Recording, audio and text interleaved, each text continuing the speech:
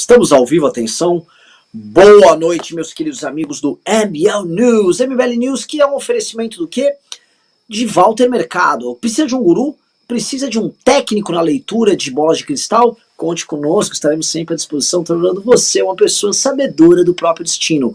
Bola de cristal. Compre sua bola de cristal e leve contigo também uma incrível vassourinha voadora. E este é o MBL News de hoje à noite, que não é uma MBL News, obviamente, só focado em mim. Tá, e o Beraldo vai chegar também o Rubinho, eles estavam com problema de conexão, resolvemos começar o programa aqui.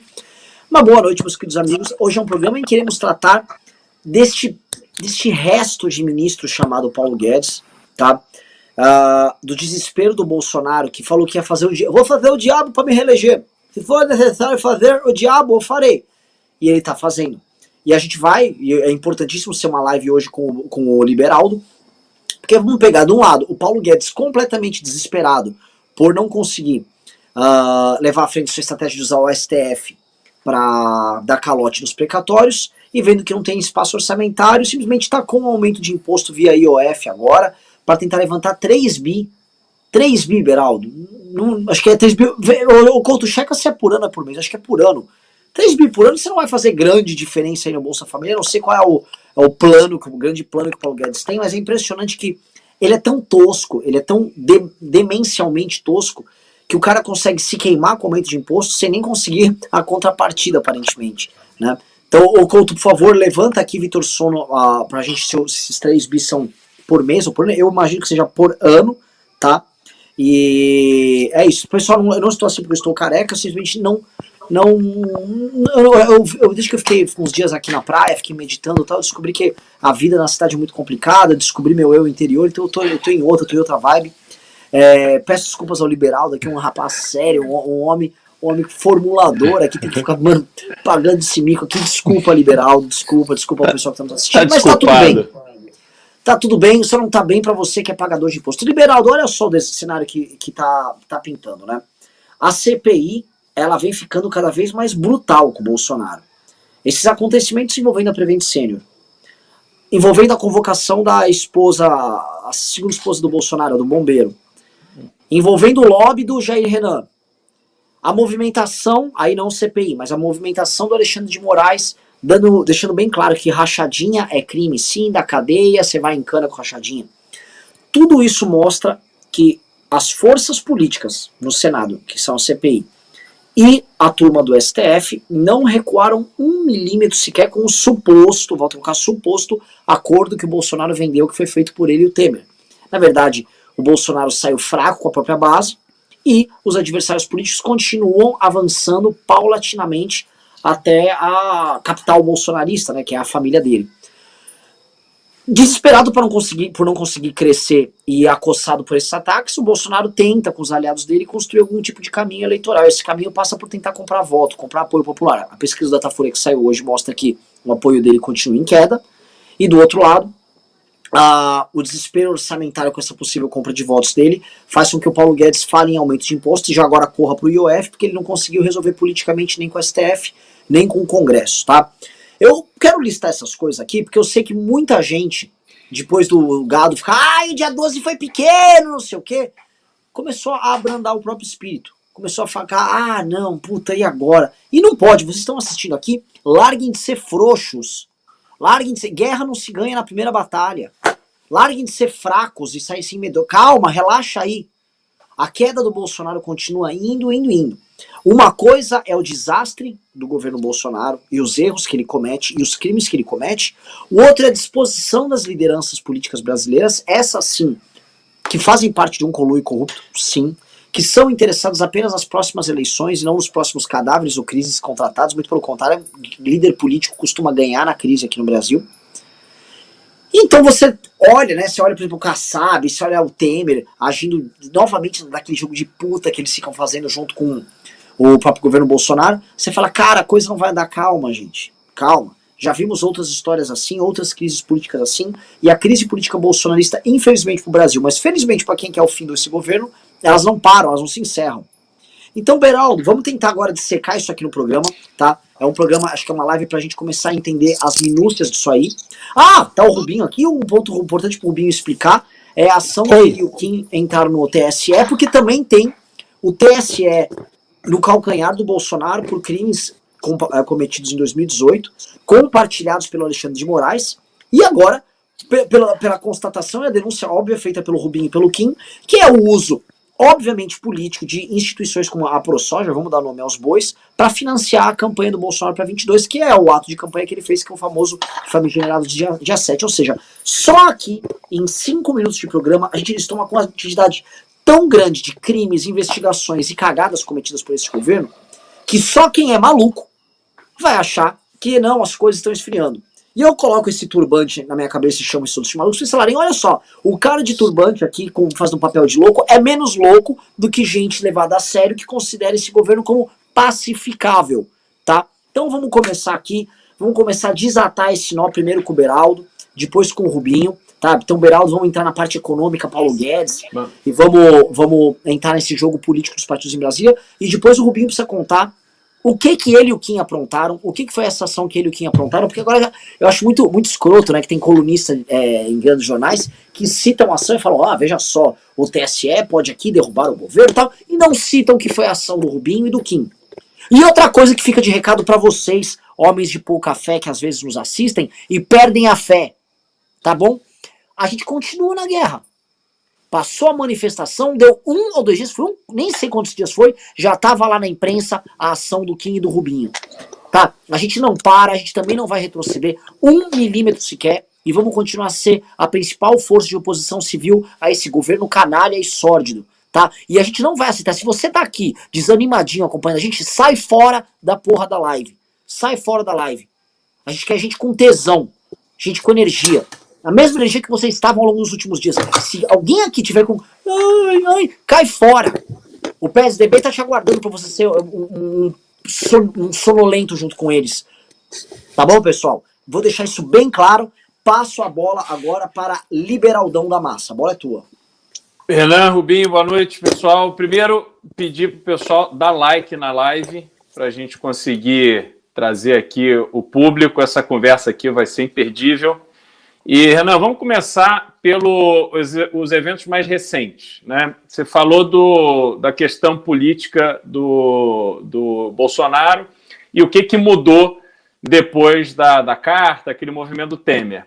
Se a gente olhar para o jantar que aconteceu na segunda-feira, em homenagem ao Michel Temer, que eu imagino que tenha sido ali o primeiro evento social para coroar, para homenagear o papel de salvador da pátria que o Temer havia feito na semana passada, quem que estava ali? Ali não estavam as grandes lideranças políticas do Brasil. Ali, apesar do Kassab estar presente, mas o Kassab é um cara da comunidade árabe, tem relação ali com inúmeros empresários e gente forte da indústria, do mercado financeiro, mas ali estava o Nagy Narras, aliás, foi na casa do Nagy Narras esse jantar, que é um mega investidor, está há décadas no Brasil, já fez de tudo mais um pouco, continua fazendo, é um ganhador de dinheiro no mercado financeiro.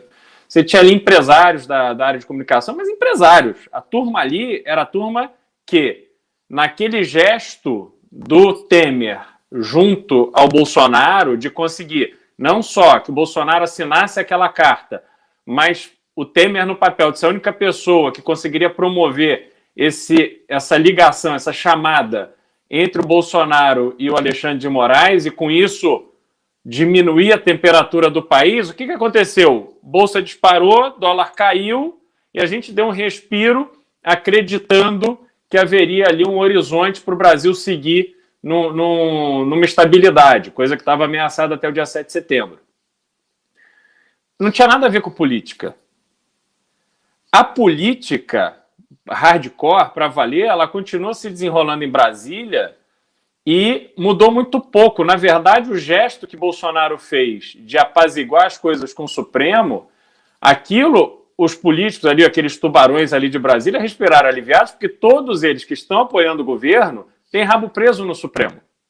Ricardo Barros, que estava hoje, gravou um vídeo cretino dizendo que a população brasileira usou o auxílio emergencial para comprar carro zero. Porra, um golzinho custando 90 mil reais, esse malandro vem dizer que a porra do dinheiro do auxílio emergencial foi para a população comprar carro. Porra. Então, assim, esse tipo de cara, Ciro Nogueira e tantos outros que estão ali orbitando em volta do Palácio do Planalto, eles têm dívidas ali a acertar no Supremo.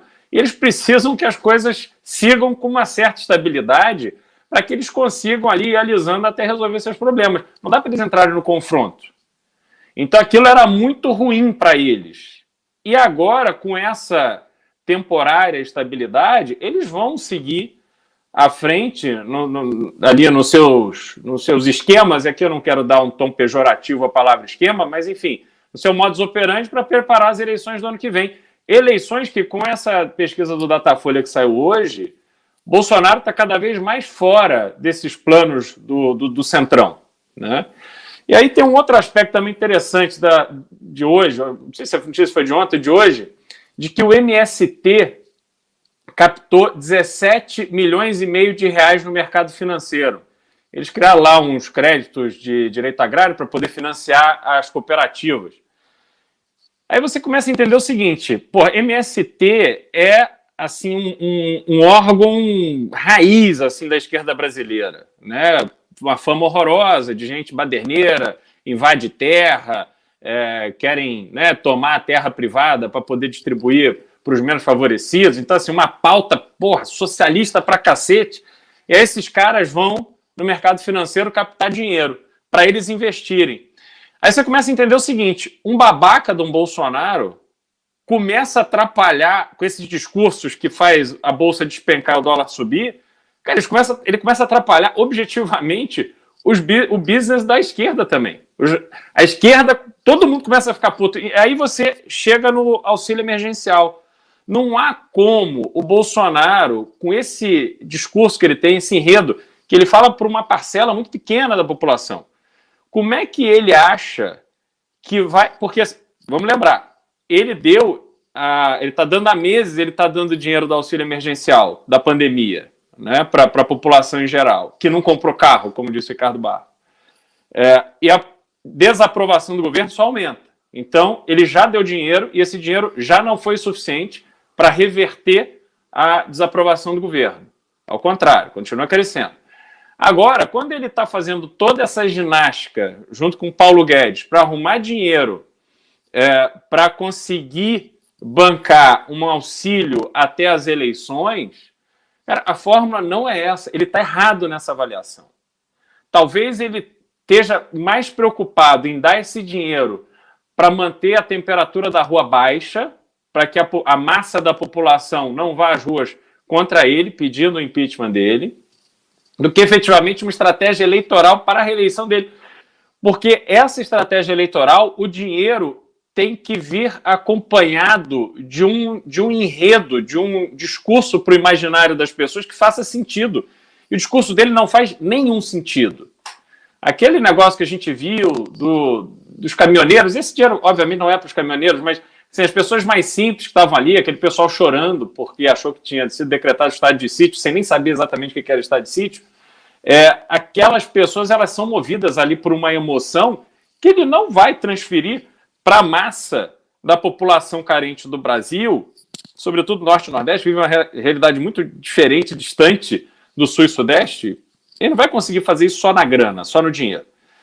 E o PT e os partidos de esquerda, eles têm muito mais tecnologia para trabalhar essa base do que o Bolsonaro. Até para o Ciro Nogueira, que foi reeleito apoiando o Lula, o Haddad e o Wellington Dias, candidato à reeleição, governador do PT do Piauí, e o Ciro Nogueira fez campanha para ele. Até para o Ciro, que tem aquele vídeo chamando o Bolsonaro de fascista, até para ele contar essa história para o público dele, ele tem muito mais a perder do que a ganhar.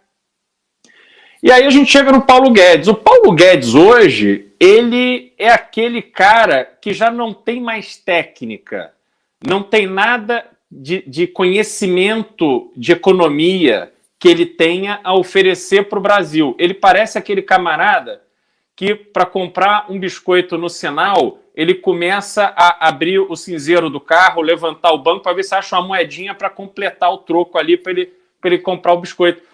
Porque aquele papel dele ontem de pedir socorro, o ministro da Economia do Brasil, Esse cara vai pedir socorro para o Supremo, que o chefe dele, que ele está defendendo aí há quase 3 anos, estava esculhambando, botando o dedo na cara há 1 semana, aí ele vai se prestar esse papel de pedir socorro. Porra, esse cara é uma vergonha.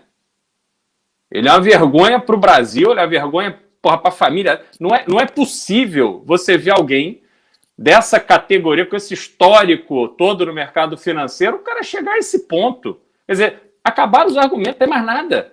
Ele é literalmente o Faria Loser mesmo, porque esse cara é um merda e ele é insubstituível. Por quê? Porque se Bolsonaro tira Paulo Guedes de lá, ninguém de qualidade, de uma mínima qualidade, vai aceitar sentar ali. Pelo tamanho do problema que é insolúvel com o presidente que a gente tem, e porque tem que se submeter ao Bolsonaro, como fez Queiroga hoje, fazendo aquela live, aquela coletiva ali, sem o menor sentido. Porra, um médico, o sujeito fez um juramento, o cara que tem ali que defender a vida vai falar aquilo, quer dizer, é de uma canalice. Então, na economia, cara, ninguém de qualidade vai sentar ali. Eu brinco que o próximo ministro da Fazenda, da Economia, vai ser o Tomé Abduch. Porra, e eu não vou me surpreender se for isso mesmo, porque, cara, não tem ninguém, entendeu? Então, a gente está numa situação sem perspectiva. E aí eu volto no ponto que você falou para o pessoal que está assistindo a gente. Aqui, 2.100 pessoas. A gente precisa dar like aqui para vir mais gente, para ouvir o seguinte. A gente não perdeu, não. A gente ganhou. Os acontecimentos a partir do dia 12, durante essa semana, estão mostrando que é simplesmente insustentável para a gente, para cada vez mais pessoas que estão percebendo isso, manter essa estrutura de governo que tem Brasília hoje. Isso não dá, isso vai acabar com o Brasil, porque não há mais diálogo, não tem mais interlocução. Se a gente comparar com o governo Dilma, a situação era muito ruim, mas ela era péssima. Ela era uma pessoa ali completamente inadequada para estar onde estava. Mas você tinha algumas pessoas ali que ainda mantinham algum tipo de interlocução de nível. Hoje a interlocução de nível inexiste. Não tem com quem você ter uma conversa decente dentro do governo. Então, a gente não tem como retroceder e o trabalho do ML continua com o Rubinho, com o Kim, com toda a equipe, porque a gente tem que ir cada vez mais para cima. E é curioso, a esquerda chamou manifestação agora para outubro e para novembro, e as manchetes dos jornais já eram: a esquerda está tentando seduzir o MBL. Entendeu? Por quê? Porque eles sabem que a capacidade de mobilização do MBL e a capacidade de colocar uma causa em pauta é muito grande. A gente tem aqui uma tecnologia, hoje, apesar de... você colocou numa escala, né? O PT em primeiro, depois o MBL e o PSOL, mas a gente está mais atualizado do que eles, Renan. A gente tem um conhecimento muito... Sim. Entendeu? Muito mais desculpa te equilibrado. interromper, Liberaldo. É isso, exatamente isso. O que a gente compensa com técnica, eles usam a grana. Eles largam com uma grana monumental e com um trabalho de 3 décadas, pelo menos. A gente vem com técnica, e por defender o que é certo também não tem muita mágica. Quando você fala que 1 mais 1 é igual a 2, as pessoas às vezes ficam chocadas, mas isso atrai muita gente também. Desculpa. Não, eu já estou encerrando aqui, mas é isso, porque o que a gente defende com convicção que eles já não têm mais. Eles têm uma série de posições que eles precisam explicar para a militância deles o porquê, e a militância não entende muito, como tem o bolsonarismo. A gente não, a gente defende a direita, a gente defende o liberalismo para valer, não é com essa papagaiada, não é com esse ouvir dizer que você tem no bolsonarismo e com uma série de posições contraditórias que existe no petismo. Então a gente tem uma liberdade e uma força para militar, porque a gente tem convicção plena e a gente explica para qualquer pessoa, pode ter um PhD em Harvard, ou pode ser a pessoa que está limpando a rua, a gente consegue explicar quais são os conceitos de uma forma muito clara e muito simples. Né? Rubinho, a bola é sua. Fala, Beraldo, tudo bem? Renan, boa noite a todos que estão acompanhando a gente aqui.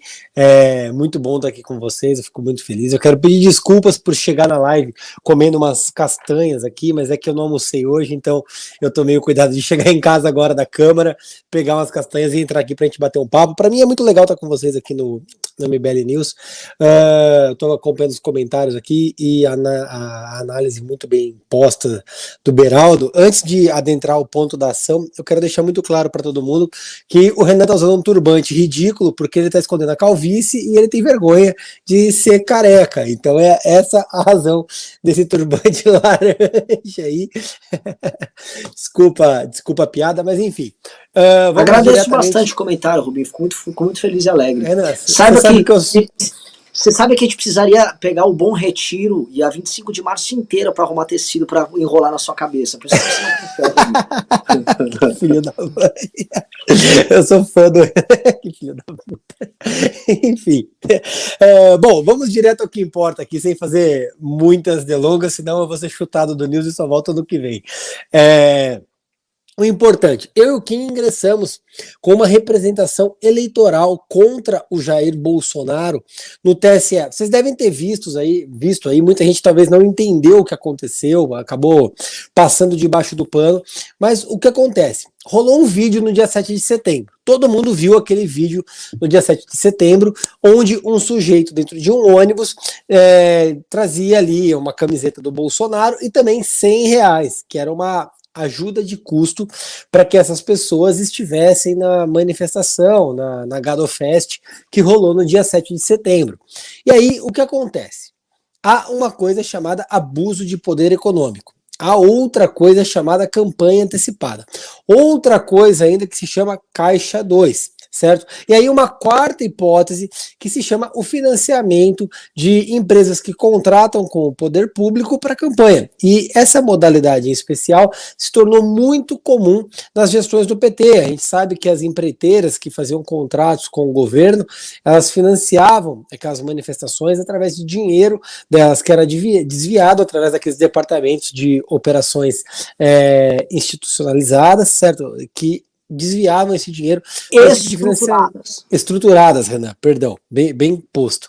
E esse dinheiro era desviado e financiava, além de pedalinhos, sítio, triplex, financiava as manifestações pró-esquerda. Então, feito esse contexto, o que nós vimos? Um sujeito dentro de um ônibus pagando uma militância para que essa militância fosse às ruas apoiar as pautas antidemocráticas, e aqui outro parênteses, eram antidemocráticas, uma vez que nós estamos falando de golpe, fechamento do STF, fechamento do Congresso Nacional e a instituição de Jair Bolsonaro como ditador do Brasil por conta daquelas pessoas que estavam na rua. Então, o que acontece? Este ponto, atrelado ao fato que estamos em vias eleitorais e que Jair Bolsonaro é pré-candidato à presidência da República, é candidato à reeleição, que ele fala abertamente em reeleição e que todos os seus atos são pautados no único objetivo de se reeleger, naturalmente há de se entender que os atos acontecidos no dia 7 de setembro tinham, além do caráter antidemocrático, o caráter eleitoreiro, uma vez que as pessoas estavam nas ruas especificamente para protestar, entre aspas, pela manutenção de Bolsonaro na presidência da República. Não era uma manifestação pedindo mais vacina, não era uma manifestação protestando por emprego, não era uma manifestação protestando por alguma melhoria, não era uma manifestação para nada, era uma manifestação pelo establishment, pelo que o Jair Bolsonaro representa. Era isso. E aí há, notadamente, o interesse do Jair Bolsonaro nessas manifestações e o custeio disso. Ou seja, houve um ato político no dia 7 de setembro. Estamos em ano eleitoral? Não. Estamos em momento eleitoral? Não. Há prestação de contas de gastos? Não. Então estamos claramente diante de um ato de campanha antecipada, onde o presidente da República é beneficiado, onde há abuso de poder econômico e onde o presidente Jair Bolsonaro é beneficiado por isso e inclusive incentiva esse tipo de postura. Naturalmente, nós estamos diante de um patente ilícito eleitoral. Sabendo de tudo isso, eu colhi provas de tudo o que aconteceu, tomei nota de vídeos, tomei nota de conteúdos, isso tudo foi sendo arrecadado, foi sendo guardado ao longo do dia 7 de setembro. Enquanto as pessoas estavam se manifestando, outros revoltados, eu estava na frente do computador, guardando conteúdos que eram gerados em tempo real, da imprensa, nos grupos de WhatsApp, enfim, em todo lugar, para elaborar uma representação eleitoral, certo? Junto ao TSE, que foi apresentada, protocolada, junto com o deputado Kim Kataguiri, para que o TSE abra uma investigação para apurar os crimes de campanha antecipada, de caixa 2, de custeio, que possam estar atrelados àqueles atos perpetrados pelo presidente Jair Bolsonaro e por toda a sua patota no dia 7 de setembro. Certo? Essa representação foi apresentada na última semana e nesta semana o ministro do TSE, Edson Salomão, abriu investigação, certo? O corregedor abriu investigação para apurar os ilícitos praticados. Qual é a consequência disso? Inúmeras. Isso pode gerar crime de improbidade, isso pode gerar crime de abuso de poder econômico, isso pode gerar cassação eleitoral, tem uma série de consequências que podem ser desdobradas dentro do que for averiguado. O que a gente pode ter certeza é que as pessoas que estavam nos vídeos vão ser investigadas e ali a gente tem um fio que começa a ser puxado para adentrar ao que tudo aconteceu no dia 7 de setembro. Eu fico bastante satisfeito pelo primeiro ponto. A denúncia claramente parou em pé. Haviam indícios de ilicitude, senão a denúncia não tinha sido recebida e o inquérito, a investigação não tinha sido aberto. Foi tudo aberto, o processo começou a tramitar por conta do start que eu e o Kim, volto a dizer, demos, e agora nós estamos diante de uma investigação. E antes que algum bovino desavisado que está acompanhando a live aqui no MBL essa hora da noite venha dizer alguma bobagem, é importante dizer que está em investigação e o presidente pode ser investigado por esse tipo de ilícito, por se tratar de um ilícito eleitoral. Uma vez que se trata de um ilícito eleitoral, naturalmente há a possibilidade de ser investigado e é isso que está acontecendo agora. Jair Bolsonaro vai ser investigado, alguém deu aquele dinheiro, algum sujeito deu aquele dinheiro, se deu o dinheiro e beneficiou Jair Bolsonaro, naturalmente há a ilegalidade e naturalmente ele pode ser punido, isso pode levar inclusive à cassação dele e é isso que a gente busca com a representação. Certo, Renan? Certo, Beraldo? E é isso que está acontecendo e eu tenho certeza que muito em breve nós teremos um deslinde muito satisfatório para a República e para o Estado Democrático de Direito no Brasil. Ou seja, pelo que vocês estão vendo, quem está assistindo aqui, percebe que o horizonte dramático do Bolsonaro, ele só se amplia. Por onde o Bolsonaro olha, surge problema para ele. E as coisas só não, eu volto a falar, isso precisa ser dito, as coisas só não estão mais avançadas porque as elites políticas brasileiras são naturalmente cleptocráticas e encontram nessa crise motivo para, opa, consigo ganhar um espaço político aqui, consigo levantar uma grana para minha base ali. Eu tô falando isso porque se fosse um país parlamentarista, o Bolsonaro já teria caído no primeiro ano de governo. Se esse aí fosse um país presidencialista sério como os Estados Unidos da América, o Bolsonaro já teria sofrido impeachment há muito tempo. A natureza do nosso sistema político, a natureza das nossas lideranças políticas, os partidos e tal, permitem que um cara como o Bolsonaro vá se arrastando, porque tem gente que ganha com ele se arrastar. Né? Esse eu acho que é o ponto que, enfim, a gente pode construir uma série de teorias. E ontem eu fui longe com o Ricardo, em termos, vamos aí, mais teóricos, sobre quais são os problemas do Brasil, qual o grande problema brasileiro, que leva a gente a ter uma classe política tão ruim e tal. Foi um programa mais de viagem, esse aqui é um programa não, esse aqui eu quero botar a bola no chão, especialmente com dois caras que têm um perfil muito mais executivo e realizador, que é o caso do Beraldo e o caso do Rubinho, não por acaso um administrador e um advogado. Né? Eu vou falar um negócio pra galera que tá aqui, é o seguinte, a gente passou a semana da manifestação, eu parei de pedir pix pra galera, porque a gente tá começando a ajustar os nossos planos. Hoje o MBL teve uma primeira reunião para tratar disso, e vamos ter uma segunda grande reunião. Outra coisa que a gente vai anunciar, semana que vem, a gente vai anunciar, provavelmente vai ser, não nesse sábado agora, o próximo, vai haver em São Paulo um encontro com toda a militância que participou do dia 12, a gente vai fazer uma espécie de uma assembleia com todo mundo, pra gente começar a deliberar os próximos atos. A gente quer que a galera participe conosco, sim, tá? Vão haver próximos atos, que pode envolver desde manifestação, e eu acho que assim, depois da primeira manifestação, que foi uma estreia boa, ela tem que ter uma continuidade, tem que ter a continuidade, alterar algumas coisas no modelo de manifestação, mas as coisas têm que ter essa continuidade.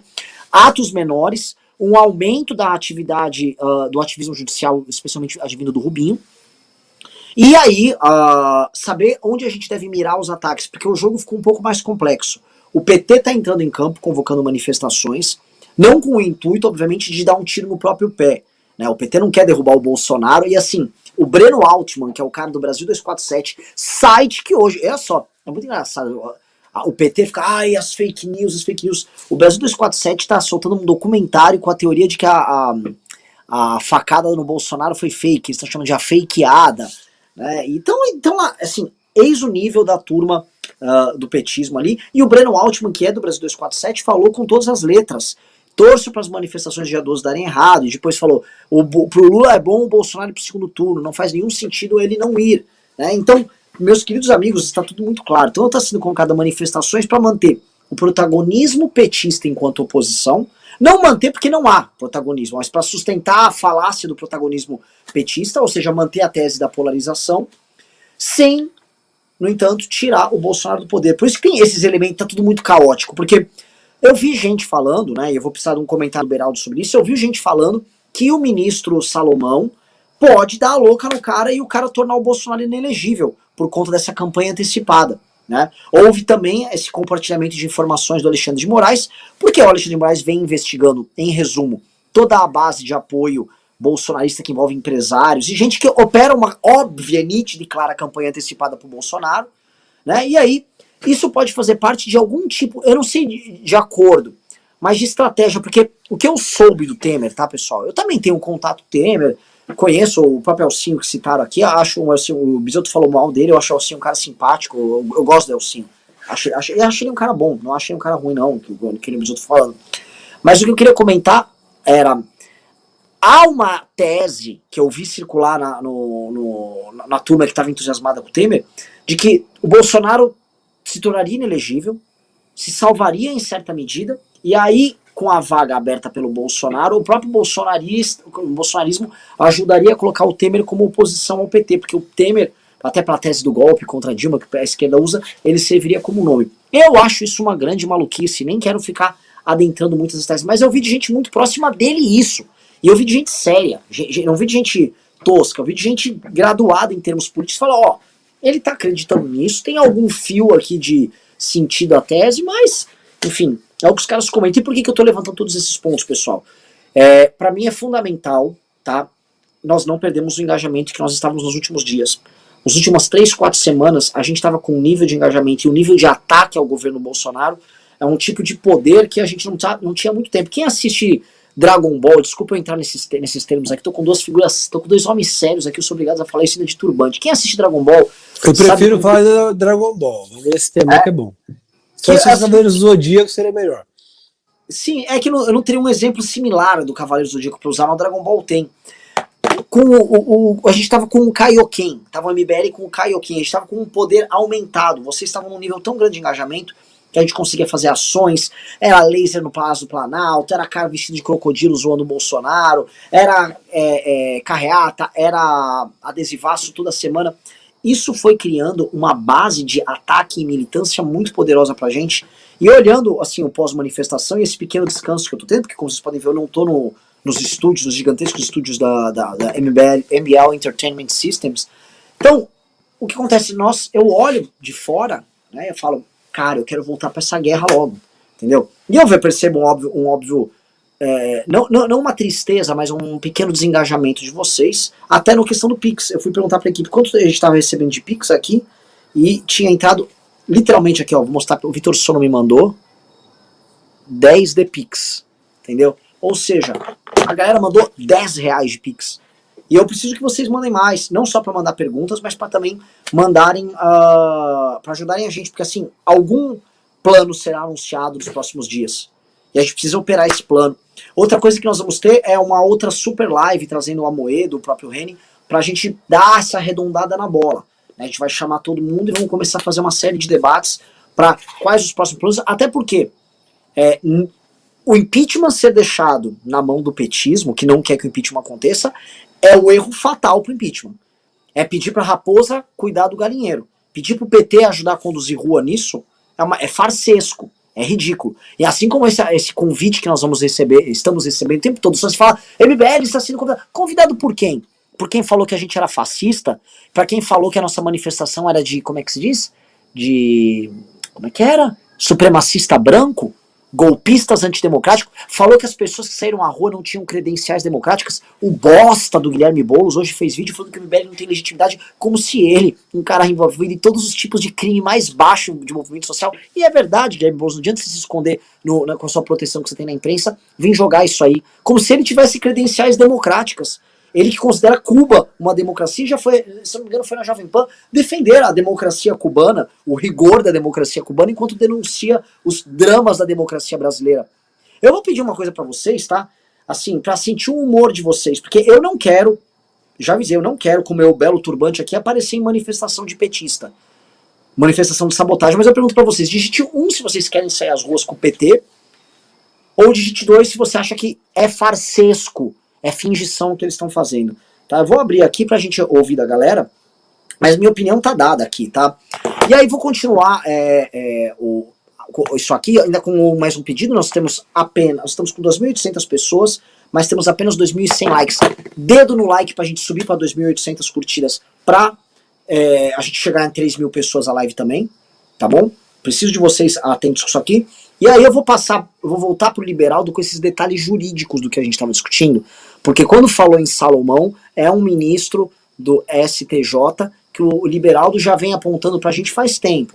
Olha TSE, aí. Renan, do TSE. Não, mas ele não é E do STJ. É do STJ também. Sim, mas no caso ele é do TSE, ele opera pelo TSE nesse caso.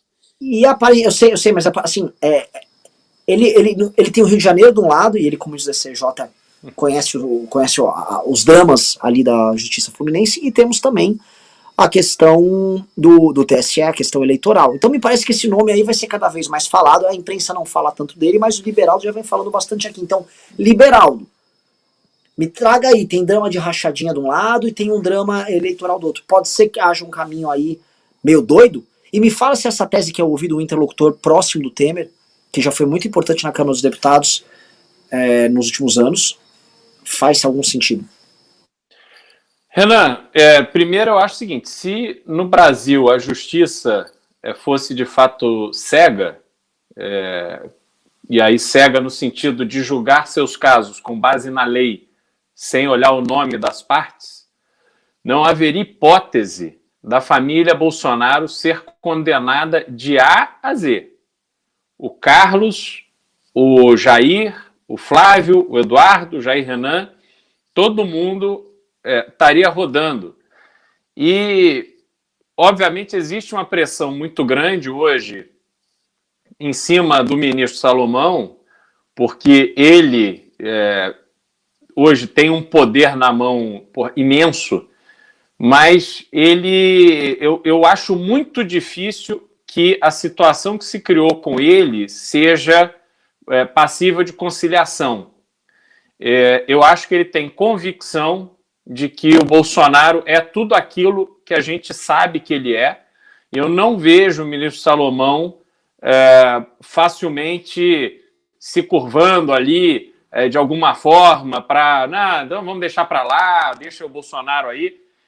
Eu vejo nele uma disposição de fazer cumprir a lei e a situação é péssima para o Bolsonaro. Existe esse caso do Kim e do Rubinho, existe ali um processo que pede impugnação da chapa lá atrás, o Rubinho vai saber disso melhor do que eu.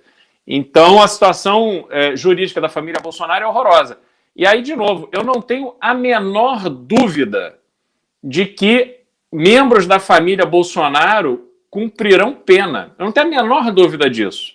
Se a gente continuar aguerrido, se a gente for para cima para poder tirar essa canalha que está ali instalada em Brasília e a gente poder ter uma perspectiva ali de melhora no Brasil, né, que o clima entre as pessoas melhore, entre a população melhore, e aí só essa expectativa de melhora já gera na situação econômica um alívio enorme. A gente estava falando desses esforços do governo para arrecadar. No fundo, o governo está tão desesperado por dinheiro, não só para pagar ali o Auxílio Brasil, né, Bolsa Brasil, não sei como é que eles chamam, mas para financiar casa para PM, para fazer fundo eleitoral de 5 bi, e de todas essas benesses lá, orçamento secreto, emenda parlamentar, tudo aquilo demanda dinheiro. Então, a conta hoje do governo só fecha se a arrecadação for em cima de preços altos. Porque vamos dizer que, sei lá, um sheik árabe resolve colocar 50 trilhões de dólares no Brasil amanhã, e esse dólar despenca para 3, e a Petrobras é obrigada a diminuir o preço da gasolina. A arrecadação despenca. Se São Pedro manda chuva, enche os reservatórios, e aí eles são obrigados a tirar as bandeiras vermelha, roxa, lilás da conta de luz. A arrecadação despenca. Esse governo é insolvente. Ele só é solvente porque ele enxerga em nós, na população, os imbecis, os idiotas que estão aqui para pagar a conta. E dane-se que o desemprego está alto. Dane-se que a gente empobreceu para cacete. Dane-se que a gente não consegue mais ter uma perspectiva de futuro. Então, hoje, a situação do governo assim, é uma situação horrorosa. Eles estão fazendo tudo que eles podem e sabem para poder arrecadar. Eles não estão nem aí para a população e a situação crítica da população, sobretudo porque a gente passou esse período de pandemia que foi horroroso. E eles estão ali na berlinda em relação à situação jurídica. Então, a gente não tem uma perspectiva de melhora hoje do Brasil. E aí, meu amigo, é dólar para cima, bolsa para baixo, inflação e desemprego, a coisa não desenrola. Então, é importante que as pessoas que estão assistindo a gente tenham consciência disso. Não tem nada, não tem um passe de mágica, não tem nenhum movimento que vai ser feito no Congresso, não tem nada ali, uma grande tacada que de hoje para amanhã vai fazer as pessoas abrirem mão do pé de galinha que elas estão comprando hoje para voltar a comprar carne bovina. Nada no horizonte, nada. Entendeu? Então não se iludam quanto a isso. E a gente tem essa questão do Bolsonaro, que é a questão eleitoral, que realmente a gente está na mão de poucas pessoas na estrutura do judiciário brasileiro que podem determinar o futuro das eleições e mudar tudo do dia para a noite. Por isso é que a gente não pode desanimar, porque a gente startou um processo e está tudo conspirando para esse processo acontecer. Por mais que o PT não queira, o PT já se viu obrigado a convocar a manifestação. Então, isso é o primeiro ponto. Para o PT, para o Lula, o mais conveniente era ficar em casa. Não tinha por que eles convocarem manifestação, mas eles foram cobrados. Eles vão ter que ir à rua. E aí, na hora que a coisa ficar cada vez pior para o Bolsonaro e o impeachment se tornar algo realmente possível de execução, até ainda em 2021, essas pessoas que vão estar na rua, elas vão ter um conflito ali de agenda se o PT falar, não vamos apoiar o impeachment. Porra, não tem razão para isso. Quer dizer, eles vão ser atropelados pelos fatos. Então a gente não pode esmorecer, não. A gente tem que continuar com o motor cheio para cima, porque os fatos estão conspirando a nosso favor. E tem um outro detalhe que é para as pessoas anotarem. Esse negócio do apagão de energia é extremamente importante e Bolsonaro, ano que vem, vai ter que lidar com uma população que vai ser deixada no escuro. Isso vai ter um efeito avassalador. Imagina você chegar em casa, o sujeito mora lá no 20º andar, vai ter que subir de escada mesmo, que não vai ter elevador. As indústrias não vão poder funcionar, porque não vai ter luz.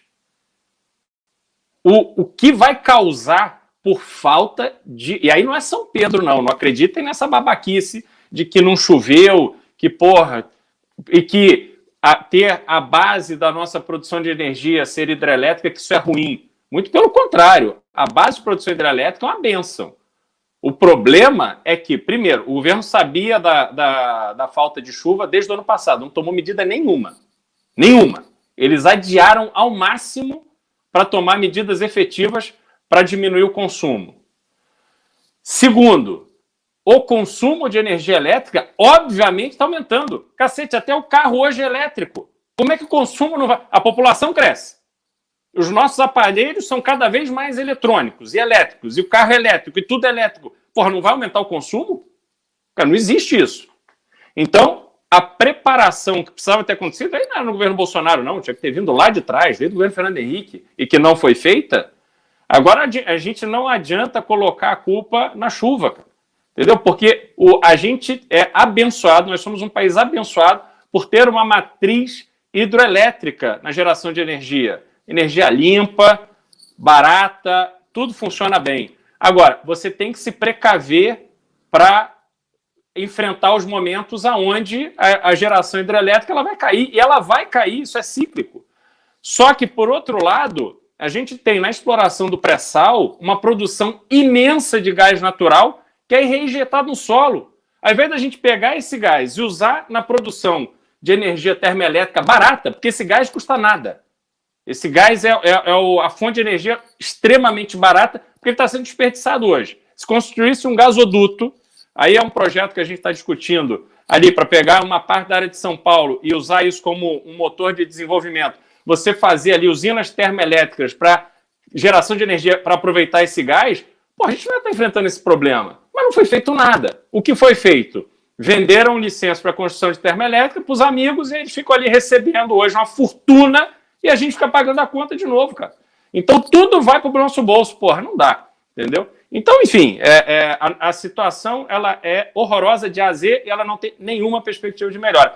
Em relação ao presente esclarecimento, o pessoal está falando do quadro aqui, perguntando se o quadro do Churchill não foi leiloado. Pessoal, o quadro que está no MBL, ele será leiloado. É que eu achei esse quadro não, ele já foi. Sensacional. Ah, já foi? Já foi, já ganhou, já arremataram, já. Porra, lindo, lindo. Mas eu achei esse quadro tão sensacional que eu pedi para o artista, encomendei, paguei e tal, para ele fazer um que não são as mesmas cores, enfim, mas é também um quadro sensacional do Churchill. Rubinho Nunes. Renan, agora eu quero falar de articulação política. De articulação política. Eu queria fazer um comentário complementar. Por favor, então bola tu. E a gente fala disso, pode ser? Na verdade é o seguinte, a gente tem um cenário pós-manifestação, pós-dia 12, e eu vejo também boa parcela da imprensa perguntando pra gente, o PT, todo mundo quer saber a opinião do PT. É importante deixar um ponto muito claro para todo mundo, até já pegando o gancho do que o Beraldo analisou muito bem, de forma muito minuciosa. O PT não quer o impeachment do Jair Bolsonaro de forma alguma. Para o PT não é interessante o impeachment do Jair Bolsonaro. Lula e Bolsonaro subsistem de forma mútua. Um complementa o outro. Lula e Bolsonaro são como yin e yang. Eles necessitam um do outro para subsistir.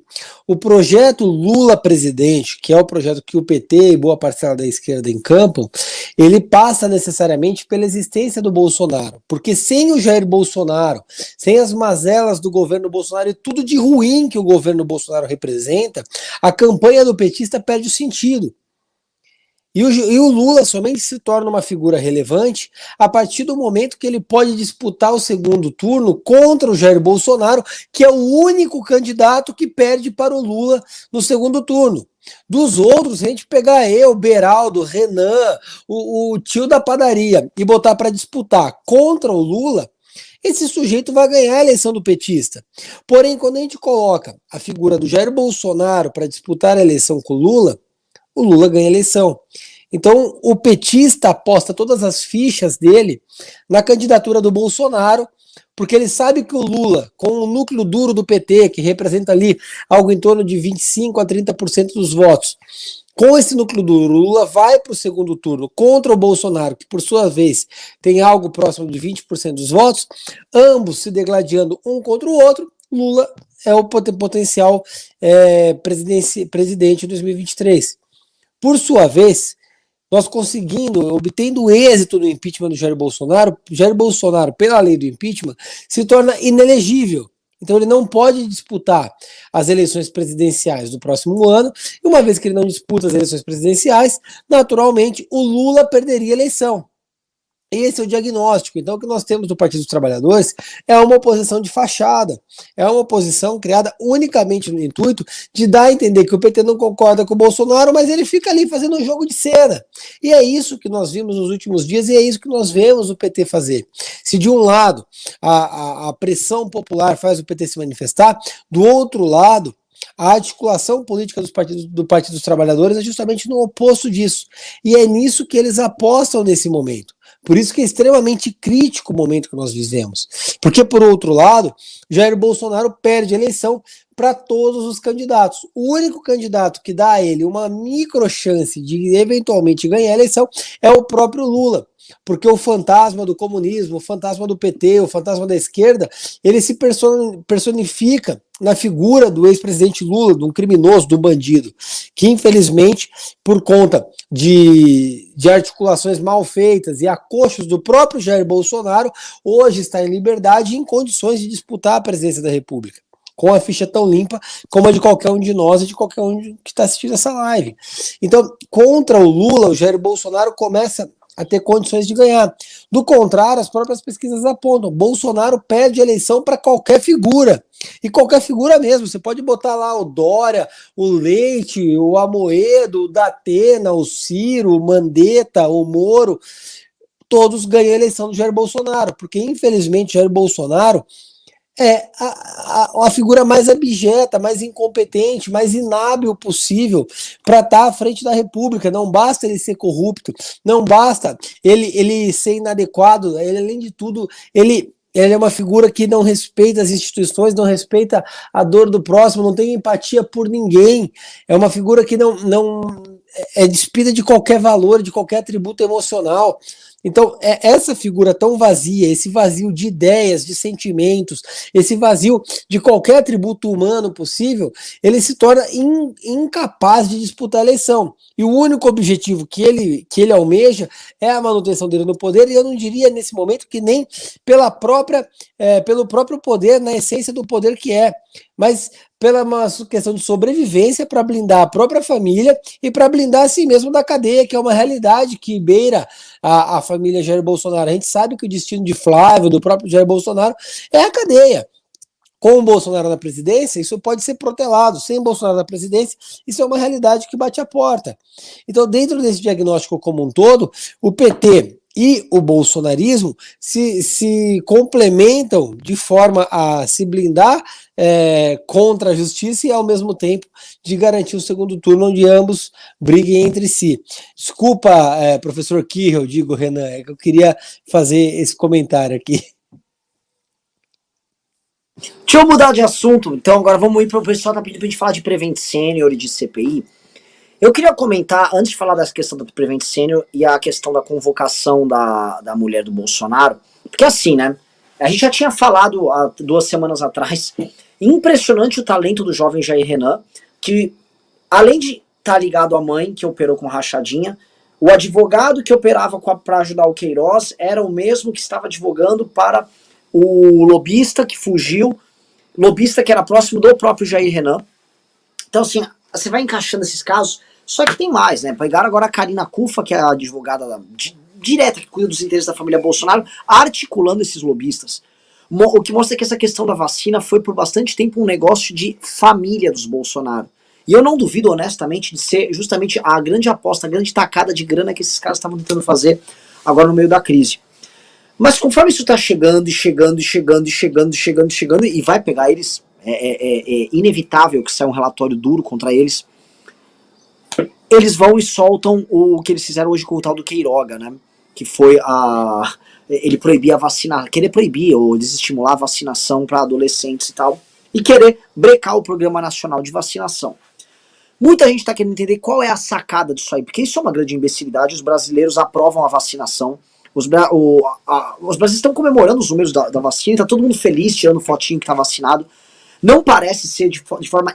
É contra-intuitivo o que o Bolsonaro fez, mas ele faz certas coisas de forma contra-intuitiva, porque ele está apostando, ele e o time dele, em alguma coisa que as pessoas às vezes não estão vendo, né? Tem 2 pistas aqui que eu quero trabalhar com vocês. A primeira é, vários formuladores de opinião pública ligados ao bolsonarismo, que estão especialmente na Jovem Pan, estão brigando na tese anti-vax pra um cacete. Mas estão brigando pra caralho. O Fiuza é o maior deles. A gente sabe que esses caras recebem pra isso, e os caras recebem grana pra falar qualquer merda. O Fiuza tá lá, e o Fiuza tá não é que ele tá meio antivacina, ele tá completamente antivacina. Digite quem tá aqui no comentário, se já viu algum material do Fiuza falando desse assunto. É loucura completa. O Fiuza, é o que eu sempre falo, tiraram um cara que eu conheci, inteligente, tá normal, mas escrevia bem e tal, e botaram um craqueiro no lugar, que é esse cara que tá no lugar do Fiuza. O Fiuza, então, tá nisso, algumas pessoas que escrevem algumas publicações também estão nessa mesma linha. E me parece que, agora que a maior parte das pessoas de risco estão vacinadas, o bolsonarismo volta a acenar para um tema ideológico minoritário dentro da própria militância dele, mas que diminui, a meu ver, a questão da importância da vacina ao relativizar não só o efeito dela, mas dizer que é um perigo colocado ali, para gerar toda uma discussão e uma mistura, e aí bagunçar o meio campo. Porque qual é a bagunça do meio campo? Como vão... Cara, vai vir um relatório mostrando que o Bolsonaro sabotou a vacinação. Se ele melar a ideia de vacina, ou seja, se a ideia de que a vacina faz mal e não é eficaz, ela ser mais ou menos entendida na sociedade civil, ou se ele conseguir blindar o próprio eleitorado dele com isso, tudo bem. Porque já está entendido da parte dos bolsonaristas, isso quem está assistindo aqui eu preciso que entenda, que o que vier do Bolsonaro, eles estão aceitando. Então existe um nicho eleitoral aí, pelo menos 15% do eleitorado, que compra qualquer merda que venha do Bolsonaro. Compraram o voto impresso, compraram que o Bolsonaro é inocente. Teve gente divulgando que teve 86 milhões de pessoas na rua na manifestação do dia 7 de setembro. Eu recebi esse e-mail, eu vou mandar para vocês, eu recebi meme... 86, olha, pessoal, contagem oficiais haviam 86 milhões de brasileiros na rua. E isso era o suficiente para reeleger o Bolsonaro. Eles estão muito seguros dessa tese. Então, o que o Bolsonaro faz? Como eu acho que é inevitável vir um relatório e ele ser incriminado, em termos bem diretos, ele e a turma dele, as pessoas que estavam ao redor, serem incriminados pela postura, especialmente relativa à vacina e a esse negócio da Prevent Senior, o que fizeram em Manaus também, eu acho que ele está vindo criar um discurso que já vem sendo ensaiado pelos formadores de opinião dele na imprensa, de relativizar o negócio da vacina, e aí ir pro pau e ficar na loucura completa. Porque o que eu vejo do Bolsonaro, assim, tem certas coisas que o Bolsonaro não brinca. Uma delas é manter a base. O Bolsonaro pode perder popularidade, ele não tem problema em perder popularidade fazendo merda. Agora, perder a base dói. Tanto que o Bolsonaro foi, numa daquelas lives logo após a treta do Temer, falar o quanto ele se preocupou em ter perdido 50 mil seguidores na época do negócio do Moro. Ou seja, o que dói no Bolsonaro é perder seguidor, é perder base de apoio. Tá bem claro, o Bolsonaro tá preocupado em manter a base dele ativada. E o Bolsonaro ficou tenso após a pequena e ridícula rebelião dos Constantinos, né? A rebelião dos mini-homens, como Constantino, que o Bolsonaro, você é um traidor, e aí depois... Deve ter caído um pix na conta de uma galera por aí as coisas mudaram, né? As coisas, opa, vamos reagrupar aí, bebi demais e tal. E aí, mas o fato é, o Bolsonaro precisou agir para manter essa turma de pé. Como? Para mim é perceptível, aí eu queria saber a opinião de vocês. O Bolsonaro, ele fica... Ele se tocou que a treta tá chegando e continua andando, e a treta da CPI tá vindo e vai pegar ele. Eu não vejo outros meios dele invalidar a discussão sem ser a invalidação da ideia da vacina. Eu não consigo ver outra coisa. Porque o que mais ele poderia dizer? Ele vai negar certos fatos que são muito óbvios? Acho difícil, acho improvável. Então, o ataque à vacina, que já vem sendo feito, pode ser que seja o caminho. Tá? Eu vou passar a bola pro Liberaldo e pro Rubinho para ver o que vocês acham disso, porque vai ser provavelmente o grande tema de debate das próximas 2 semanas. Não só porque eles querem parar o Programa Nacional de Vacinação, para os adolescentes não se vacinarem, como eles vão voltar e vão acelerar essa coisa do, olha, as vacinas têm risco embutido, já tem informador de opinião deles falando, porque em Israel tem gente falando em 4ª dose da vacina, olha só como a vacina não funciona, como se a gente não soubesse que por um tempo as pessoas vão ter que estar num programa de imunização, igual a vacina da gripe, vai atualizando e tal, não um vírus de brincadeira, né? Morreram 600 mil pessoas, parece que assim, a gente está discutindo uma hipótese, né? Morreram as 600 mil pessoas só aqui no Brasil. Então eu passo a bola para o Beraldo. Qual será? Será que tem a ver isso aí como estratégia deles?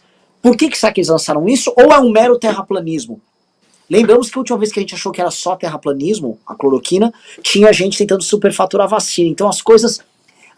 o louquinho esconde algo por trás. Então, passo a bola aí para você, Beraldo. Renan, a gente precisa contextualizar, né? O comportamento do Bolsonaro em relação à pandemia, ele foi totalmente influenciado pelo Trump e aquela turma ali, Steve Bannon, aquela turma toda ali no entorno. E a ideia do anti-vacina se baseava no fato de que nos Estados Unidos existe uma parcela importante da sociedade que realmente é contra a vacina. E não é vacina da Covid. Eles não tomam vacina. Existe um movimento nos Estados Unidos sobre este tema. Pessoas que não acreditam em vacina, que vacina altera o DNA, que vacina... e de qualquer coisa. Então, eles vivem sem tomar vacina. Fazia sentido para o Trump, que estava ali se preparando para a sua campanha, abraçar esse público, porque era um público muito alinhado com o grupo republicano ali, raiz, que defendia o Trump. Ao mesmo tempo, aí você vê por que era um discurso, porque ao mesmo tempo que ele pregou desde o início esse discurso anti-vacina, falando para esse público importante nos Estados Unidos, o governo federal americano deu dinheiro para a Moderna. Aliás, Moderna não deu, não. Acho que foi a única que eles não deram. Moderna, acho que foi o JP Morgan. Mas eles deram dinheiro para a Pfizer, para cacete. Eles deram dinheiro para todo mundo desenvolver vacina. Tanto é que hoje sobra vacina. Estão jogando vacina fora, porque vence as pessoas não vão tomar, justamente porque tem um grupo importante da sociedade americana que não toma vacina, e por isso que lá você tem essas ondas que vão e voltam e tal. O Bolsonaro, quando ele abraça essa ideia, ninguém explicou para ele as realidades tão diferentes que existiam entre Estados Unidos e Brasil nesse aspecto. Porque no Brasil, como a gente tem a campanha do Zé Gotinha, que começou, eu não sei se era poliomielite, era um negócio assim, porra, lá de trás, década de 80, sei lá, a gente tem uma cultura de vacina muito mais profunda, muito mais enraizada na cultura do brasileiro. Então, a vacina andou, e aí ele começou a falar para um público que foi se convencendo com esses argumentos da vacina é da China e não sei o quê, que a vacina faria mal. E esse grupo a gente viu no dia 7 de setembro. É um grupo de pessoal mais velho. Você não tinha jovens ali na Paulista, idealistas e defendendo. Você tinha a turma ali, não só da terceira idade, mas você tinha ali um pessoal já acima dos 40, e aí você tinha misturado ali com o pessoal que veio pago e nem sabia exatamente o que estava ali, e as pessoas estavam ali realmente por acreditarem nele. E essas pessoas, aí eu estou fazendo uma dedução, qual é a resistência que essas pessoas enfrentam em casa pelo fato de terem se negado a vacinar? Os seus filhos e netos estão cobrando isso deles. Então, talvez a estratégia de atacar a vacinação nos jovens seja para dar argumento para esses pais e avós de família combaterem a argumentação dos seus filhos e netos e, com isso, manter este núcleo que, de novo, como disse o Rubinho, é insuficiente para ele se reeleger, mas é uma base essencial para a sobrevivência dele. Porque se ele não for preso, se ele não perder o mandato e ele chegar apto a disputar a eleição de 2022, será que ele vai para perder? Eu não tenho certeza disso. Porque o Bolsonaro sem mandato, o Bolsonaro sem foro, meu irmão, ele está ali com o peito aberto para inúmeras revanches e inúmeras maldades. Eu não sei se ele está afim de topar isso, né? E aí sim pode ser um acordo que ele faça. Olha, eu vou aqui indicar o Aras no lugar do André Mendonça, eu não vou concorrer à reeleição e vocês aí me dão uma guarida que ninguém vai poder assinar embaixo e garantir, mas pelo menos a interlocução dele melhora muito no judiciário. Então, enfim, isso são hipóteses. Mas eu não tenho dúvida, porque não faz absolutamente o menor sentido aquela coletiva do Queiroga hoje. É uma humilhação para o médico fazer aquilo. É um negócio completamente sem nenhuma base científica. Você querer usar um caso para poder justificar o perigo da vacinação, que, porra, os Estados Unidos está vacinando crianças com mais de 12 anos, porra, há meses. Entendeu? Então, assim, não faz sentido você ir contra isso. Então, na minha visão, ele deve estar querendo criar um discurso para o seu público fiel, que é um público mais velho. Da mesma forma que esse documentário, como a verdade hoje em dia não importa para essa turma que acredita piamente em qualquer coisa, o tal documentário sobre a facada, dizendo que a facada foi fake, é isso. Não importa a verdade. Não importa que não faz sentido você dizer que, porra, uma pessoa fingiu no meio de milhões de pessoas, porque ele poderia ter simulado um assalto. Muito mais simples. 3 pessoas dentro do carro e tal.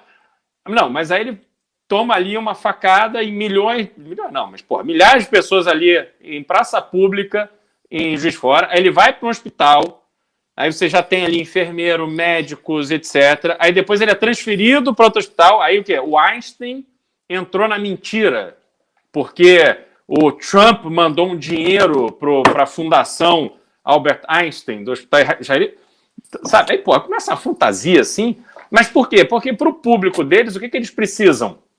Descredibilizar o Bolsonaro, reforçar a percepção de que Bolsonaro é uma fraude.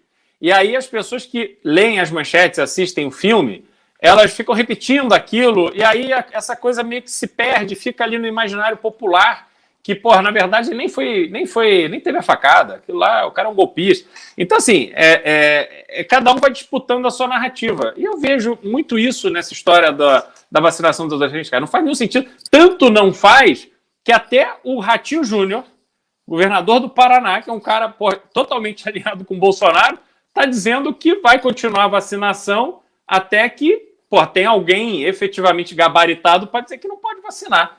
Mas ninguém está comprando essa história, só essa turma antivacina bolsonarista. Antes de passar isso aqui pro Rubinho, pediu, ô galera, só estamos com R$500 de Pix hoje. Tem que chegar pelo menos a R$1.000 de Pix, galera. Pelo amor de Deus, vamos lá, mandem a porra do Pix aqui que eu vou ler Pix também. A gente vai fazer só a última rodada aqui, aí a gente vai ler o que a galera mandou.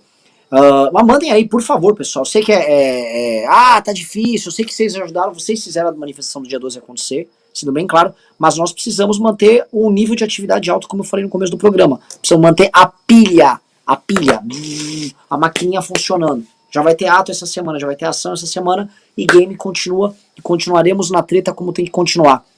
Tá bom? Rubinho, você caiu? Você chegou a ouvir o que a gente tava falando? Eu ouvi um pedaço, na verdade acabou minha bateria e eu tive que fazer uma gambiarra aqui para religar, já tô nativa de novo, mas... É sobre essa declaração antivacina, velho, do cara... Assim, o que você acha que tem por trás disso aí? Qual a estratégia? Na verdade, eu vejo isso como o Bolsonaro jogando para a plateia. De um lado, eu concordo muito com o raciocínio do Beraldo. É uma forma de minar aquela cobrança do jovem, do adolescente, que está começando a descobrir a política, descobrir o mundo, e que cobra os avós, os pais bolsonaristas, que acabam não sendo vacinados.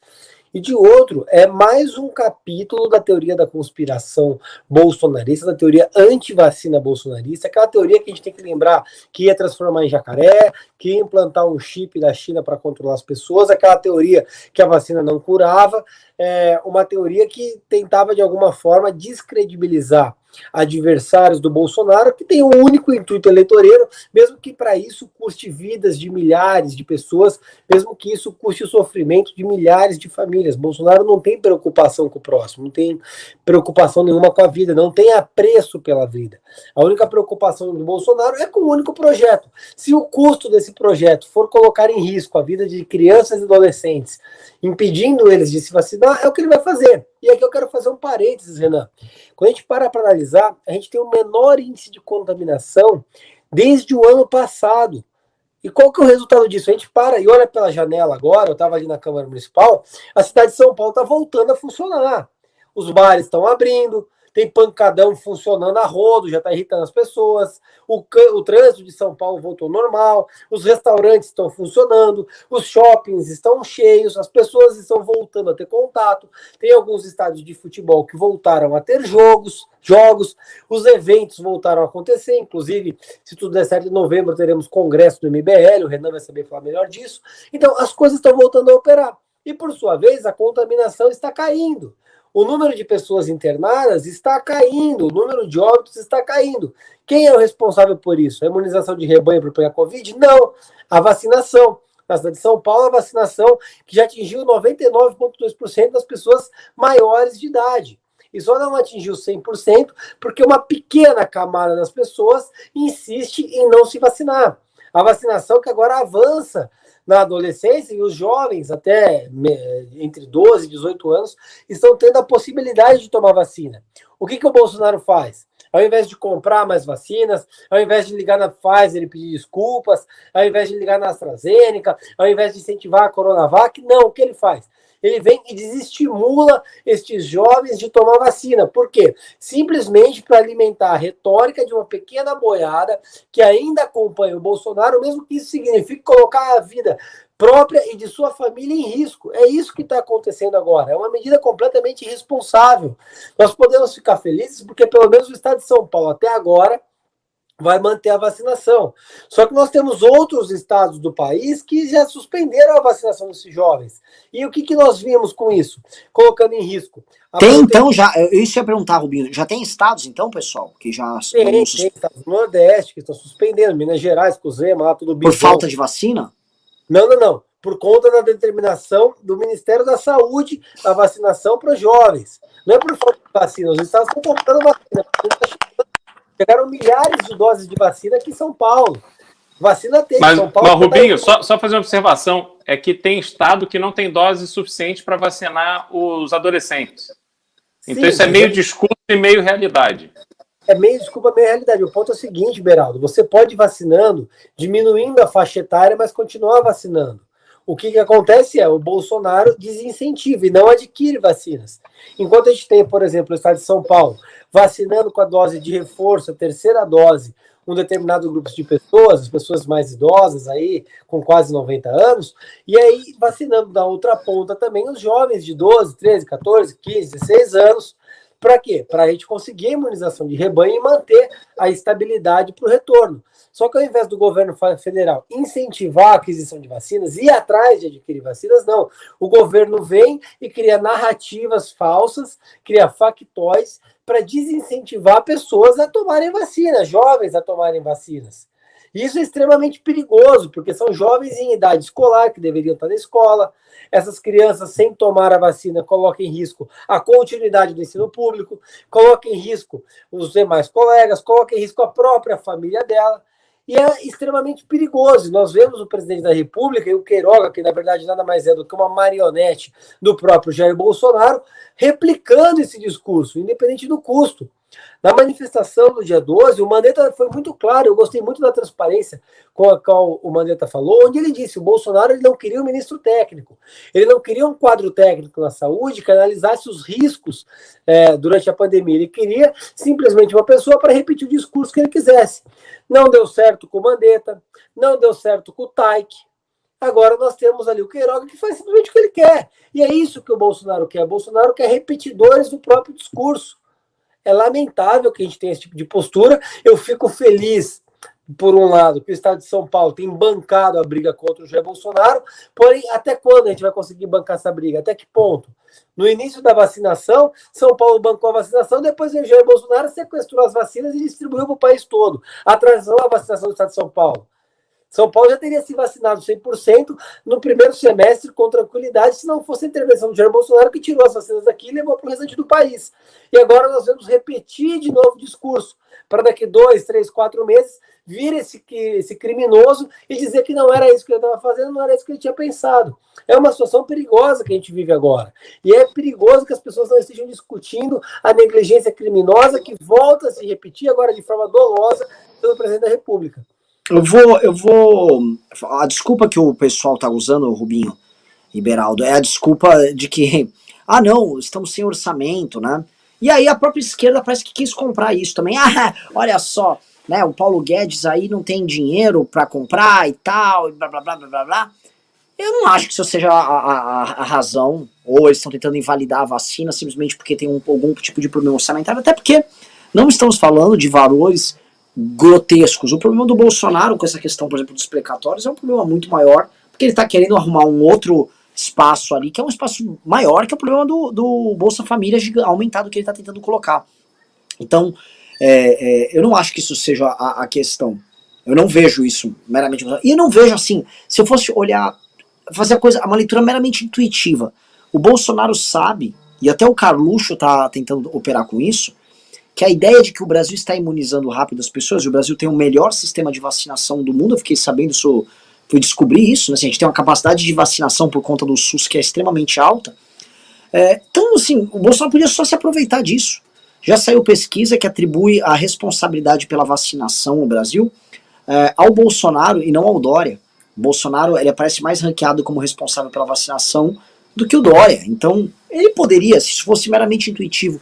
Eu não consigo saber qual é a grande malandragem que o gado fica tentando atribuir, porque talvez, ou novamente, a estupidez pura e o terraplanismo puro, ou tem agenda oculta aí sim, porque a bomba que tá vindo é muito grande. Falando em bomba que tá vindo muito grande, pessoal, vamos falar só sobre 2022, vamos falar um negócio que eu vi que o pessoal tava comentando aqui sobre Tetas no Novo, Marcel Van Hattens e não sei o que e tal, né? Só queria comentar rapidinho com vocês e trazer a luz para esse assunto. Eu não acho impossível o João Amoedo ser candidato, tá? Eu acho que o cenário eleitoral para 2022 e a situação do Novo, ela vem clareando bastante. Quando eu digo cenário eleitoral, não estou falando que o Amoedo vai ganhar as próximas eleições, mas eu estou falando das pessoas do nosso campo terem um nome para poder votar.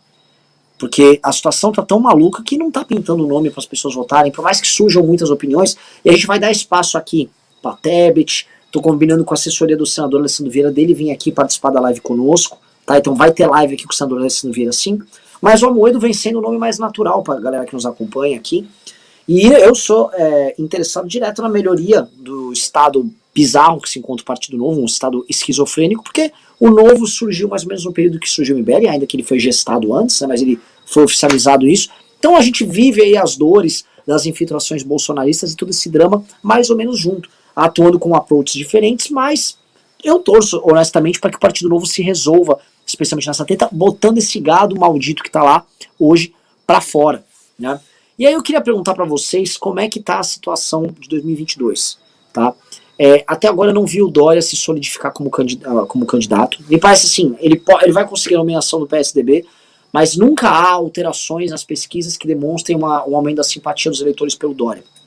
Segunda coisa, o Ciro, que eu não é um candidato que, eu concordo com as ideias do Ciro, a despeito de eu achar a militância do PDT muito simpática, muito gente fina, fiquei tomando cerveja com eles depois da manifestação,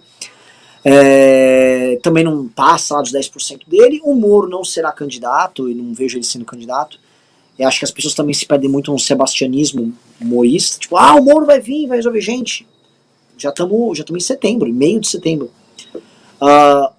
Não tem outros nomes pintando, né? O que vai acontecer? O que vocês veem aí o cenário pintando pra gente? Estamos lascados? E quais os planos aí? O que vocês estão sentindo dos planos nossos aqui no estado de São Paulo, plano Arthur, o plano de vocês? Eu tô falando pro Rubinho muito ser candidato a deputado federal, eu sei que ele quer continuar vereador, mas já falei, quando a missão bate na porta, você tem que ser o Rambo para fazendo Coppola, né? Você tem que às vezes aceitar a missão e ir pro meio da selva. Rambo ali no meio da selva. Então eu vou passar a bola para vocês dois, tá? Cenário 2022. Eu ia ler os pics aqui com o pessoal e os pimbas, pessoal, mas é o seguinte, vocês não mandaram nada também, aí é foda, né? Aí eu mesmo fico meio chateadão. Vim com meu turbante aqui, todo animado, a galera não manda porra nenhuma, podiam todo mundo mandar vintão aqui, mandar umas perguntas boas, mas ninguém quer, então beleza, também não vou ler nada, então vocês que se danem. Então vamos lá, Liberal, vamos só falar o que a gente quer aqui e vamos que vamos. Não, vamos. 2022, eu acho o cenário, ele vai mudar bastante até lá. Assim, tá... O Dória hoje, eu vejo como o principal nome da terceira via. Ele está focado em ganhar as prévias do PSDB, acho que isso vai acontecer, e acho que a partir de novembro, acho que são as prévias do PSDB, ele começa a trabalhar para valer, porque o próprio PSDB ele vai dividindo espaço do Dória com o Eduardo Leite e tal, e isso enfraquece muito o discurso. O PSDB conduz muito mal esse excesso de querer dar espaço igual, e aí faz uma postagem do Dória, faz uma postagem do Leite, aí o presidente, o Bruno Araújo, vai a São Paulo, aí ele vai a Porto Alegre, aí faz evento, aí faz... Porra, isso, na verdade, enfraquece. A gente não é... Aliás, os Estados Unidos passa por essa história de prévias, lá é diferente. Você tem dois partidos, que são os partidos que dominam o o cenário político, que são os democratas e os republicanos, e uma coisa que as pessoas não sabem.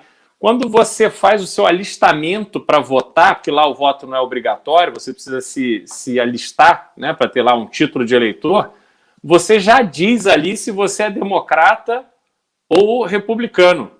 E você já fica registrado ali como um partido ou outro. Existem outros partidos, obviamente você não precisa, não é obrigatório você responder, e você pode se declarar ali independente, se filiar, não é bem filiar, mas enfim, você participa de outra agremiação, não tem problema. E aqui, os dois partidos fazem as prévias, quando geralmente é o partido que não está na presidência, e aí reúnem todos os pré-candidatos, eles ficam se agredindo. As prévias lá são violentíssimas, porque são debates como aqui a gente tem o debate presidencial, lá eles fazem o debate das prévias. Porra, e é um negócio assim, em geral, um baixo nível horroroso. E aqui o PSDB quer ser um pouco isso, assim, muito democrático e tal. E, cara, para ganhar a eleição, você tem que ter estratégia. E você tem que fortalecer o seu candidato. Não adianta você querer criar um clima de confronto, porque depois você não consegue a união do partido para poder apoiar aquele candidato que foi vencedor. Entendeu? As pessoas, ainda mais na política, as pessoas são rancorosas pra caramba. Você acha que tem alguma possibilidade do Aécio ajudar na campanha do Dória? Vai. Mas, enfim, eu continuo achando que depois da prévia, ele vai trabalhar para se viabilizar. Se ele vai conseguir, eu não sei.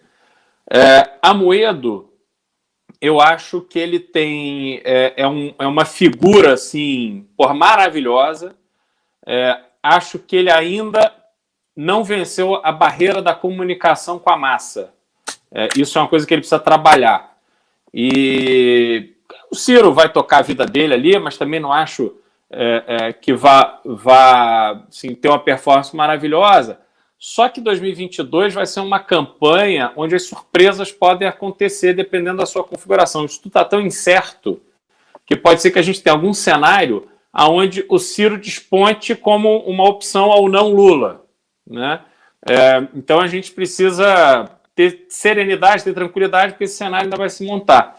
No estado de São Paulo, a coisa se desenha hoje.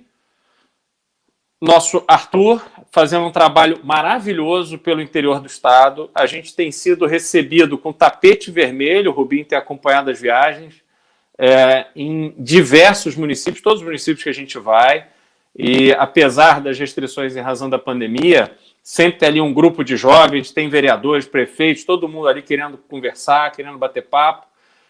A gente sente que o Alckmin, a força dele vem da máquina, e isso ele vai ter dificuldade em vencer o peso da máquina, e essa máquina está com um peso fenomenal com essa grana que o Dória e o Rodrigo Garcia estão em caixa para gastar. Então acho difícil, e eles disputam exatamente o mesmo eleitorado, então acho difícil o Alckmin vencer isso. Provavelmente a candidatura dele, se for viabilizada, ela vai se viabilizar com pouco apoio. Não vejo hoje grandes partidos abraçando a campanha do Alckmin e abrindo mão de estar junto com o Rodrigo Garcia. E a gente vai ter aí o Boulos, que anunciou que vai ser candidato. Não sei se ele se compõe ou não com o PT. Agora, é um candidato mais competitivo para a esquerda do que o Haddad. Agora, eu continuo achando que ele não leva, não tem chance de ganhar. E o Arthur, ele surge como a opção da centro-direita para São Paulo, que quer sair desses 30 anos de PSDB. Não é razoável a gente imaginar que um estado como São Paulo só se veja governado ou só tenha as suas pautas preferenciais nas mãos de um mesmo partido por tanto tempo. Isso talvez, cara, seja um negócio inédito, né? Na democracia, não sei de outros estados, talvez tenha ali alguma força ali no Nordeste que se perpetue, mas no estado da importância de São Paulo, e você vai ficando viciado. Qualquer pessoa... Você vê, o Jair Bolsonaro ficou 28 anos na Câmara. Ele sempre foi um cara improdutivo, né? Ele não teve nem aquele momento de produtividade. O PSDB em São Paulo, ele se tornou um partido que governa sabendo o que funciona, fazendo o necessário para ele manter ali a hegemonia e operando a política para caramba, operando grana com os prefeitos, com os vereadores para alimentar a base, e assim ele vai se perpetuando. Então, o Arthur, ele representa a oportunidade de São Paulo quebrar essa hegemonia do PSDB. Como a gente vai estar numa disputa federal muito acirrada, eu acho bastante possível e provável que as pessoas em São Paulo passem a considerar que elas não precisam mais embarcar na mesmice. E mesmo com toda a força e toda a grana do PSDB, a gente tem uma chance concreta de começar a ocupar um espaço até então inimaginável. E a gente surpreender nessas eleições. Eu vejo isso assim de forma muito clara, existe esse cenário que a gente está trabalhando para construir. Rubinho, como é que está a tua visão? Rubito, vamos lá. Que é o seguinte, até ia mudar o título aqui para falar, muda o título produção aqui, tipo, o título vai ficar O Desafio de Arthur. E a gente responde as perguntas com isso, que também temos que responder a pergunta da galera aí. Vamos lá, Rubinho. Bom, a título de eleição presidencial, presidência da República, eu ainda acho que tá um pouco cedo para a gente falar. Existe uma figura da terceira via, por mais que haja uma ânsia muito grande para que a gente saiba quem é o nome, vamos trabalhar esse nome, vamos pegar esse cara aqui e vamos eleger, vamos brigar, vamos fazer militância. Na política, um dia é uma eternidade. Tudo muda em um dia na política. Você acorda, você tem um cenário, na hora do almoço é o outro, e na hora que você vai um cenário completamente diferente dos dois que aconteceram. Essa é uma realidade. Então, as coisas estão ainda embrionárias, nós temos os partidos se acomodando, tem todo um jogo político que vai se desenhando. De um lado, eu vejo o Bolsonaro ficando enfraquecido perante os players maiores, os partidos maiores que vão disputar. O Lula vai se fortalecendo, só que eu acredito que uma terceira via venha a se criar.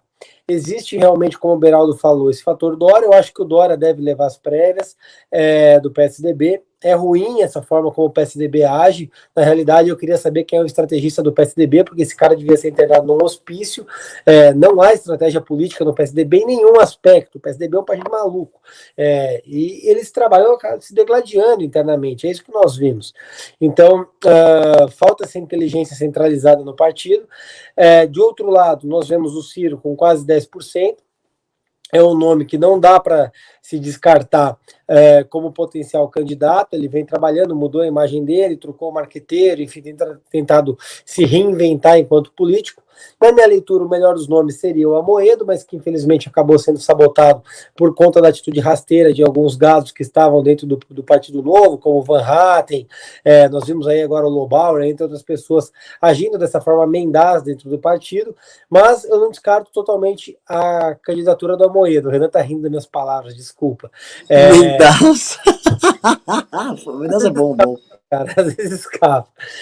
Mas essa atitude torpe que acontece dentro do Partido Novo, ela é recorrente e acaba prejudicando a candidatura da Amoedo. Eu não descarto ele como um nome, ele é uma figura importante. Ele é um cara que teria o rosto da terceira via, que conseguiria trazer muitas pessoas ao seu redor, especialmente pelo belíssimo resultado que ele conseguiu em 2018, mas que infelizmente acabou sendo prejudicado por conta da prostituição de valores de algumas figuras do Partido Novo, em especial o Marcel Van Hatten, Alexis, Christian Lobauer, entre outras figuras, o próprio Ganime, enfim, e aí vai por diante. Tá? A nível de Estado, vamos falar do Estado de São Paulo, que é o que interessa.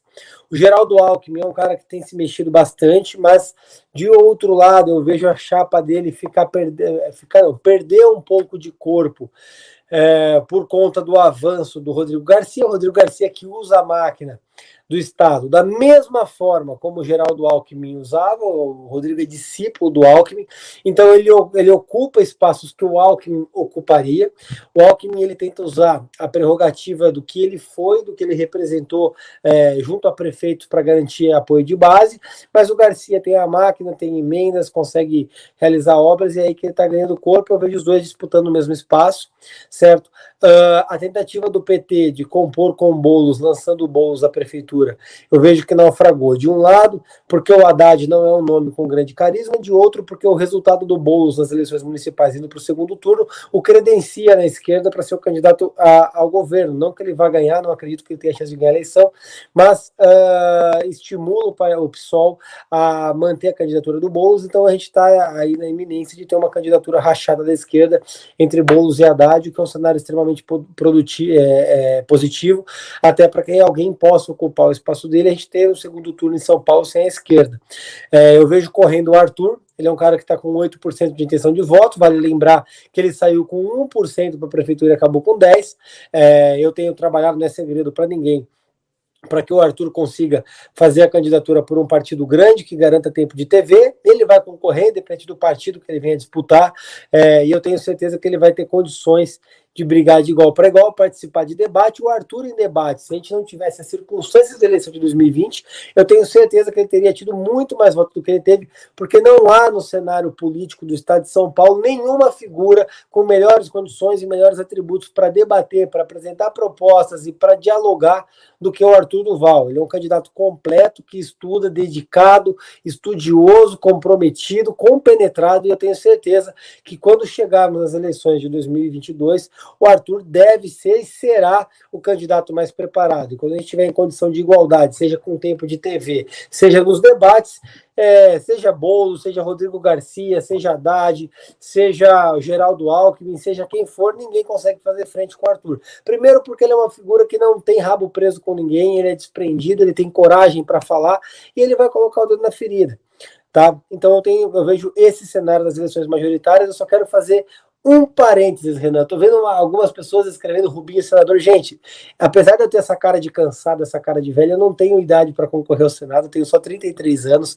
Então, é uma candidatura que, ao menos nas próximas eleições, eu não posso almejar, tá bem? Só para deixar isso muito claro. E é isso aí, Renan. Só lembrando, eu sou minha chapa perfeita, só falta arrumar o presidente da chapa. Mas minha chapa perfeita tem Arthur governador, Rene senador. Na chapa de deputado federal eu gostaria de ter, na mesma chapa, Kim Kataguiri, Daniel José, Rubinho Nunes, Adelaide, Márcio Colombo. E na chapa de estadual eu gostaria de ter Liberal, do Guto Zacarias, Renato. Quem mais? Maria Fernanda, acho que ela seria uma candidata boa. Amanda Vettorazzo seria uma candidata ótima. Glauco, Ítalo. Se a gente conseguir construir isso, as pessoas pela primeira vez vão ter assim... Caralho, eu vou votar no Dream Team, vai com aquela colinha, podia ser a capa do Avengers, a colinha da eleição. E eu acho que a gente vai trabalhar para realizar isso, pessoal, vamos trabalhar muito por isso. Tem um cara que chama do Povo no Poder, mandou lavar a boca para falar o bolo. Meu irmão, você não tá falando com Fiuza não, tá legal? Baixa a bola aí. Boulos não tem... Que processo você achou ruim que eu falei isso? Vamos lá, vamos ler aqui então os superchats, vamos lá. Aliás, assim, pessoal do Pix, né? Desistiram de mandar o Pix, nos abandonaram. Beleza. Tá? A meta que eu dei de R$1.000, a gente tá com 750, ou seja, falta R$250, ninguém mandou. Beleza, vocês abandonaram a Bibelezinho velho de guerra de vocês? Tranquilo, eu tô acostumado com isso. Tô acostumado, já sei lidar com a rejeição muito bem, então tô cagando. Vamos lá.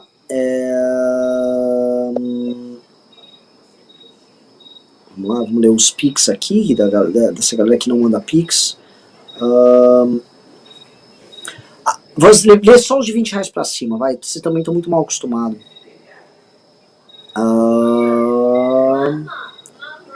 Vamos lá, o Guilherme Benner disse: qual a fundamentação jurídica para o STF considerar o Moro suspeito? Pelas notícias parece que é tudo tirado do cu. Eles usaram o negócio do Intercept, usaram? Usaram as mensagens do Intercept, e a partir dali eles apontaram que o Moro estaria se miscuindo na investigação e não apenas julgando, então por isso... Assim, os caras tiraram a argumentação do cu, essa é a verdade, vai. É tipo, fala qualquer coisa aí e aproveita. E olha, isso aqui é o seguinte, eu não sou um lava-jateiro, tá, gente? Não sou lava... Agora, sim, verdades estão ser ditas para todos os lados. Vamos lá... o Douglas Barcarolo disse: a fala do Kim sobre a PEC dos precatórios merece react. Vontade de mudar para São Paulo só para dar o voto nesse moleque. Cara, Mas tadinho do Kim, né? Tá solitário, a gente vai ter que fazer uma bancada. Assim, o Kim tem que sair de São Paulo com no mínimo mais 4 aliados dele aqui. E eu já tô falando, o Rubinho tem que ser o primeiro deles. A chapa é o Kim em primeiro, o Rubinho em segundo. O Lucas Guimarães disse: há pessoas receosas por terem tomado Astra e Pfizer entre as doses. A narrativa antivacina voltou. Eu sei, tem gente ganhando dinheiro pra falar isso. Vamos lá. O Marcelo Freitas disse: tem uma dúvida, por que o MBL flertou com o Flávio Rocha em 18 e não com o Moedo? Porque só o descobriram agora. Nossa relação com o Novo em 2018 era muito ruim, eu tenho que comentar com vocês, era muito ruim. O Novo tinha uma espécie de um exclusivismo e um hipermoralismo ali da parte deles, e a gente nunca tinha ajustado as conversas ali com o Moedo. A gente falou, pô, então vamos tentar construir uma candidatura do zero. Começamos a trabalhar com o Flávio Rocha depois virou gado, não deu certo, foi cagadas que a gente faz da vida, me arrependo, enfim, jogo que segue, e eu já pedi desculpas públicas para o Moedo sobre isso. A gente deveria ter apoiado abertamente ele na eleição de 2018, mas não aconteceu, e o destino nos colocou hoje mais próximos, então, enfim, a vida segue. Cadê?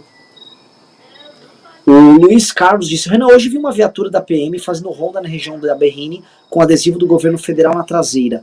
Bem esquisito mesmo. Não pode, a viatura não pode ter adesivo do governo federal, não. Isso não tem o menor sentido. Estranho mesmo. Assim como estranho foi o comportamento da polícia nos últimos dias, tá? Vamos lá, o Marcelo Freitas falou: Arthur é o nome da terceira via em São Paulo, precisava já se articular com o nome da terceira via nacional. Rubinho, e a ida pro PSL, não vai mais rolar? É com você, Rubinho. É o seguinte, eu fui pro PSL, ainda tô no PSL, minha missão é o expurgo bolsonarista. Inclusive estou trabalhando agora, vou contar para vocês aqui, a expulsão da senhora Janaína Pascoal, que se tornou ali, assim, um grande gado, assim, uma expectativa bovina muito grande, assim, praticamente um bezerro de ouro do bolsonarismo, certo? Então, deve ser expulso em breve, inclusive já conversei isso com o partido. Estou um pouco ressabiado com essas notícias da fusão com democratas, mas sigo trabalhando porque meu objetivo é garantir uma legenda boa para que o Arthur possa concorrer ao governo em 2022. Se eu vou conseguir, não sei, preciso muito do apoio de vocês para isso, mas estou me dedicando bastante. Eu sei que eu sou um peixe pequeno dentro da imensidão que é o partido, mas tenho trabalhado por isso, espero conseguir ter êxito. Já tem alguns bolsonaristas expulsos, eu sei que eu vou conseguir tirar o restante. Agora, resta saber o que vai ser do partido após essa fusão, e eu vou manter isso para vocês de forma muito transparente. Queria falar assim, né, assim, o programa tá terminando, pessoal, eu queria saber a opinião de vocês sobre o atual estado de demência da Janaína Pascoal. O que tá rolando? E antes disso, pessoal, falta R$100 pra gente bater a meta de hoje de Pix. Mandem aí os R$100. Pessoal, a gente vai entrar agora em tema polêmico quente, então, enquanto o Beraldo, vou passar a primeira bola pro Beraldo, depois a bola pro Rubinho, porque assim, a coisa tá num nível de insanidade absolutamente estratosférico. O que fazer com essa mulher e o que aconteceu com ela? E eu passo a bola pro Beraldo e mandem aí os R$100, por favor. Renan, assim, figuras como a Janaína, veja, a Janaína, ela teve ali um protagonismo, ela era, né, professora, não sei se ela tinha alguma outra atividade assim de expressão pública, mas ela entrou ali como a princesa do impeachment da Dilma, né? Ela foi abraçada ali e foi a Brasília e discursava e defendia e tal. E aí ela sai dali assim, como uma grande figura que teve uma participação essencial no impeachment da Dilma. Quando o Bolsonaro cresce como candidato, ela se torna uma opção e é convidada para ser candidata a vice do Bolsonaro. E ela diz não. E por que ela diz não? Quer dizer, se ela tivesse alguma convicção de que Bolsonaro ganharia a eleição, ela jamais abriria a mão de ser vice-presidente da República. Uma coisa assim, que ainda mais quem está na política ou tem uma exposição pública, porra, não dá para você abrir mão disso. E ela diz não e diz que vai ser candidata em São Paulo, né? Depois Bolsonaro chamou o príncipe, aí na primeira reunião já descartou o príncipe, e por fim, por falta de opção, chegou o Mourão. A Janaína ainda teve a história daquele senador lá pelo Espírito Santo, que era amigão do Bolsonaro, aquele mala sem asa, esqueci o nome dele, pastor também. O Magno Malta. Magno Malta, exatamente, que foi convidado, que achou que também que o Bolsonaro não ia ganhar, ele ficou na candidatura ao Senado e perdeu tudo. Então a Janaína, ela já carrega naturalmente uma frustração, por mais que ela tenha sido a deputada mais votada da Lespe, ela já carrega uma frustração enorme de não morar no Palácio do Jaburu. E aí ela toca a vida dela até que ela tem que tomar uma decisão de qual caminho ela vai seguir para se reeleger no ano que vem. E alguma conta que ela fez, que eu não consigo entender que conta é essa, ela achou que ela tinha que abraçar, não só o bolsonarismo, mas que ela tinha que se igualar aos Constantinos e Fiuzas e essas figuras aí completamente irracionais para defender um imbecil do Bolsonaro, custe o que custar. Então, assim, ela está fazendo uma conta de... Imagino que ela vá para a reeleição na Leste. Cara, ela está fazendo uma conta de que, por Bolsonaro tem uma base tal, ela consegue ter uma estratégia de comunicação mais eficiente com essa base e ela foi por tudo ou nada. Agora, eu acho que ela se acha uma estrategista política sem perceber que, na verdade, ela é uma idiota, porque ela é muito maior do que isso. Ela poderia ser muito maior do que isso. Entendeu? Talvez ela sempre foi muito menor do que tudo isso, né, também, né? Talvez, pode ser, exatamente. É o que revela. É um daqueles personagens históricos que era muito pequeno para aquele momento, e o momento histórico era tão forte que uma pessoa com a personalidade dela foi levada aos voos que ela nunca poderia ter voado. Só comentando... Bolsonaro. O Bolsonaro é outro caso desse. É. A minha sobrinha, ela veio aqui, tava brigando, tava socando a porta pra vir, aí ela veio, quis subir, aí desceu, quis fugir aqui, enfim. Até minha mãe tá assistindo aqui, fica de olho nela pra não, né, ter uma piscina aqui do lado. Essa é uma presença ilustre. Pois é. E aí, voltando pra essa coisa da Janaína, que acho que você falou o ponto que... quantas nulidades não acenderam e quanta gente incapaz foi tratada como capaz? Né? É uma coisa que é muito insana. Queria anunciar também que o pessoal, né, mandou o primeiro dia que eu fico chorando aqui de novo, tal, batemos a nossa meta, estamos com R$1.200. Aleluia, maravilha. Pessoal, pô. Vamos lá, passo pro Rubinho. Rubinho, sei que o Rubinho vai ter problemas aí com injeções de saco com a Janaína, mas o Rubinho pode nos lembrar também que a gente já tem problemas com essa postura maluca e egocêntrica da Janaína desde o impeachment da Dilma.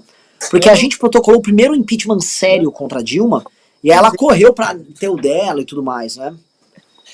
A Janaína, o problema dela é o seguinte, ela parou de tomar Gardenal e começou a tomar cloroquina e deu nisso, entendeu? Lamentável. Mas ela é uma figura senil, uma figura abjeta, uma figura bipolar, que infelizmente, como o Renan bem colocou, foi alçada a um voo que ela não tinha condição. Na verdade, colocaram uma asa delta numa galinha e acabou dando nisso. Mas ela não tem condições e atributos psicológicos para exercer qualquer liderança política. É uma figura pequena, uma figura baixa, é uma figura que até alguns meses atrás criticava o presidente, mas ela está fazendo cálculo eleitoral. Ela pretende ser candidata ao Senado, com certeza não vai ser pelo PSL, porque eu estou providenciando que ela seja enxotada do partido com a maior rapidez possível. Rumores dão conta de que eventualmente ela iria para o PSDB, o que também é estranho, mas por outro lado, considerando a falta de estratégia política do PSDB, talvez eles imaginem que ela tenha a mesma estatura política que tinha no ano de 2018, quando teve aí quase 2 milhões de votos, talvez 2 milhões de votos para deputado estadual. Mas é importante deixar muito claro, ela já criticou o Bolsonaro, ela desidratou bastante, é uma deputada pequena que não apresentou nenhum projeto decente, que inclusive votou o aumento do ICMS na cidade de São Paulo, e aí depois o Arthur trouxe às claras de forma muito transparente que a preocupação dela naquele momento era a continuidade de algumas estatais ali com seus cargos, etc, etc, etc, e a gente vê a Janaína agora de forma completamente perdida, abrupta, não sabe o que faz, ela tenta ser uma articulista política, também não consegue ser. Na verdade, se tem uma imagem para mim que representa o que é a Janaína e o que ela sempre foi, além do oportunismo, é aquela figura destrambelhada rodando uma camisa de forma completamente maluca em um ato, entendeu? Agora, é estranho que ela não venha rodar a camisa de forma histérica, histriônica, com os crimes do Jair Bolsonaro Bolsonaro, com 500 mil de pessoas que perderam a vida, e isso não revolta ela, não faz ela rodar a camisa, não faz ela rodar a baiana. Eu vejo que o tilintar do aroma político subiu ao cérebro dela e ocupou todo aquele deserto que mal sabe redigir uma petição. O tilintar do aroma político subiu a cabeça dela e ocupou aquele vazio. Como é que você terminou? Ficou. Mal sabe aquele deserto. Olha, que mal redigir uma petição. Olha, a dica dela é muito ruim, pessoal, cara. Pessoal, anotem o que o Rubinho falou. Vamos fazer uma camiseta disso, por favor. Por favor, eu quero uma camiseta disso. Alguém anota, manda um pix, um pimba disso, por favor. Isso dá uma camiseta. Definições respeitáveis sobre o adversário, por Rubens Nunes. Você pega as peças dela, é muito ruim, cara. Assim, é muito ruim. Sabe quando um gado escreve com casco? É mais ou menos o que a gente tem nas petições dela. Não tem concordância, não tem lógica, falta fato, fundamento e conclusão. Ela que é uma professora de direito, eu fico imaginando o que sai dos alunos dela. Porque se você não sabe, como é que você ensina? É complicado. É meio osso a situação ali mesmo. Lembrando o que o Cunha falou da primeira peça redigida por ela, né? O Cunha me ligou, aquilo lá tá uma merda, vamos ter que trocar aquele pedido, aquilo tá uma bosta, pelo amor de Deus, aquilo... O Cunha cagou pra primeira peça, e aí foram obrigados a chamar o Miguel Reale Júnior, aí ele redigiu novamente a peça, aí ela começou a subir nas tábuas, foi um inferno aquilo lá. Não, quem viveu, viveu. Pegar meu estagiário ali, que está no segundo semestre de Direito, e mandar redigir, ele faz alguma coisa melhor. Se eu pegar qualquer advogado e mandar ele comer uma sopa de letrinha, o cara defeca uma peça melhor do que ela faz. Não tem condição, ela é muito ruim. O Rubinho tá escrotizando hoje. Tô gostando, fico feliz. O Robson de Schnabel alemão disse, finalmente Rubinho na live, bem-vindo à companhia do advogado. A Flaísa disse, Renan, já te falei que você foi de picanha gorda a filé mignon, só pra saber... buscar o amor é bom, melhor ainda é achá-lo, disse Shakespeare. Atenção, Paulo Guedes, mentiroso, tá enganando a rapaziada? Ciro Gomes. Faz isso, eu queria falar que assim, eu não gosto de filé mignon, acho uma carne sem graça.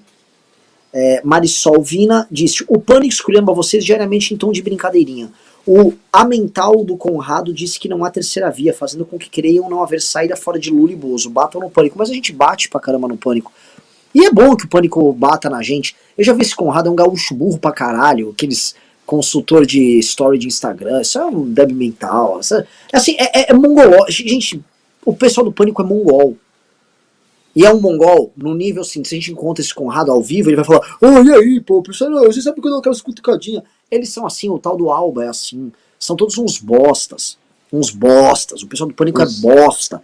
A começar pelo Emílio, que fica fingindo que é um cara de fora da política, e a irmã dele foi casada com o Romero Jucá, opera com o MDB, assim, a priscaseras, tá? Então quando eu vejo o Emílio falando, não, porque fulano vai ser engolido pelo sistema, Emílio do céu, para, vai. Renan, deixa eu só fazer uma observação sobre o Emílio. O Emílio é um profissional, né? Ele está ali há anos, ele faz bem aquele programa, e o que ele faz melhor é seguir as orientações do Tutinha. Então ali, o Emílio é o Felipe Massa correndo na Ferrari com Schumacher.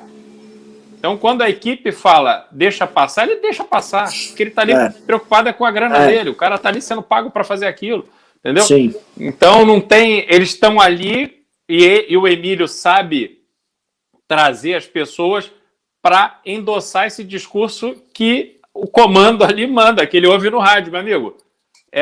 Vamos com o Bolsonaro? Beleza, deixa comigo. E ele vai. Entendeu? E ele faz, e ele olha aquela coisa, a audiência tá alta. Então beleza, o jogo que segue.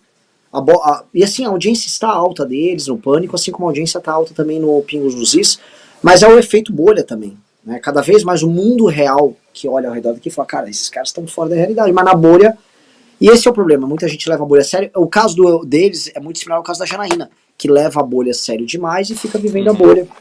Vamos lá, só terminando aqui, pessoal, tá ficando tarde o programa.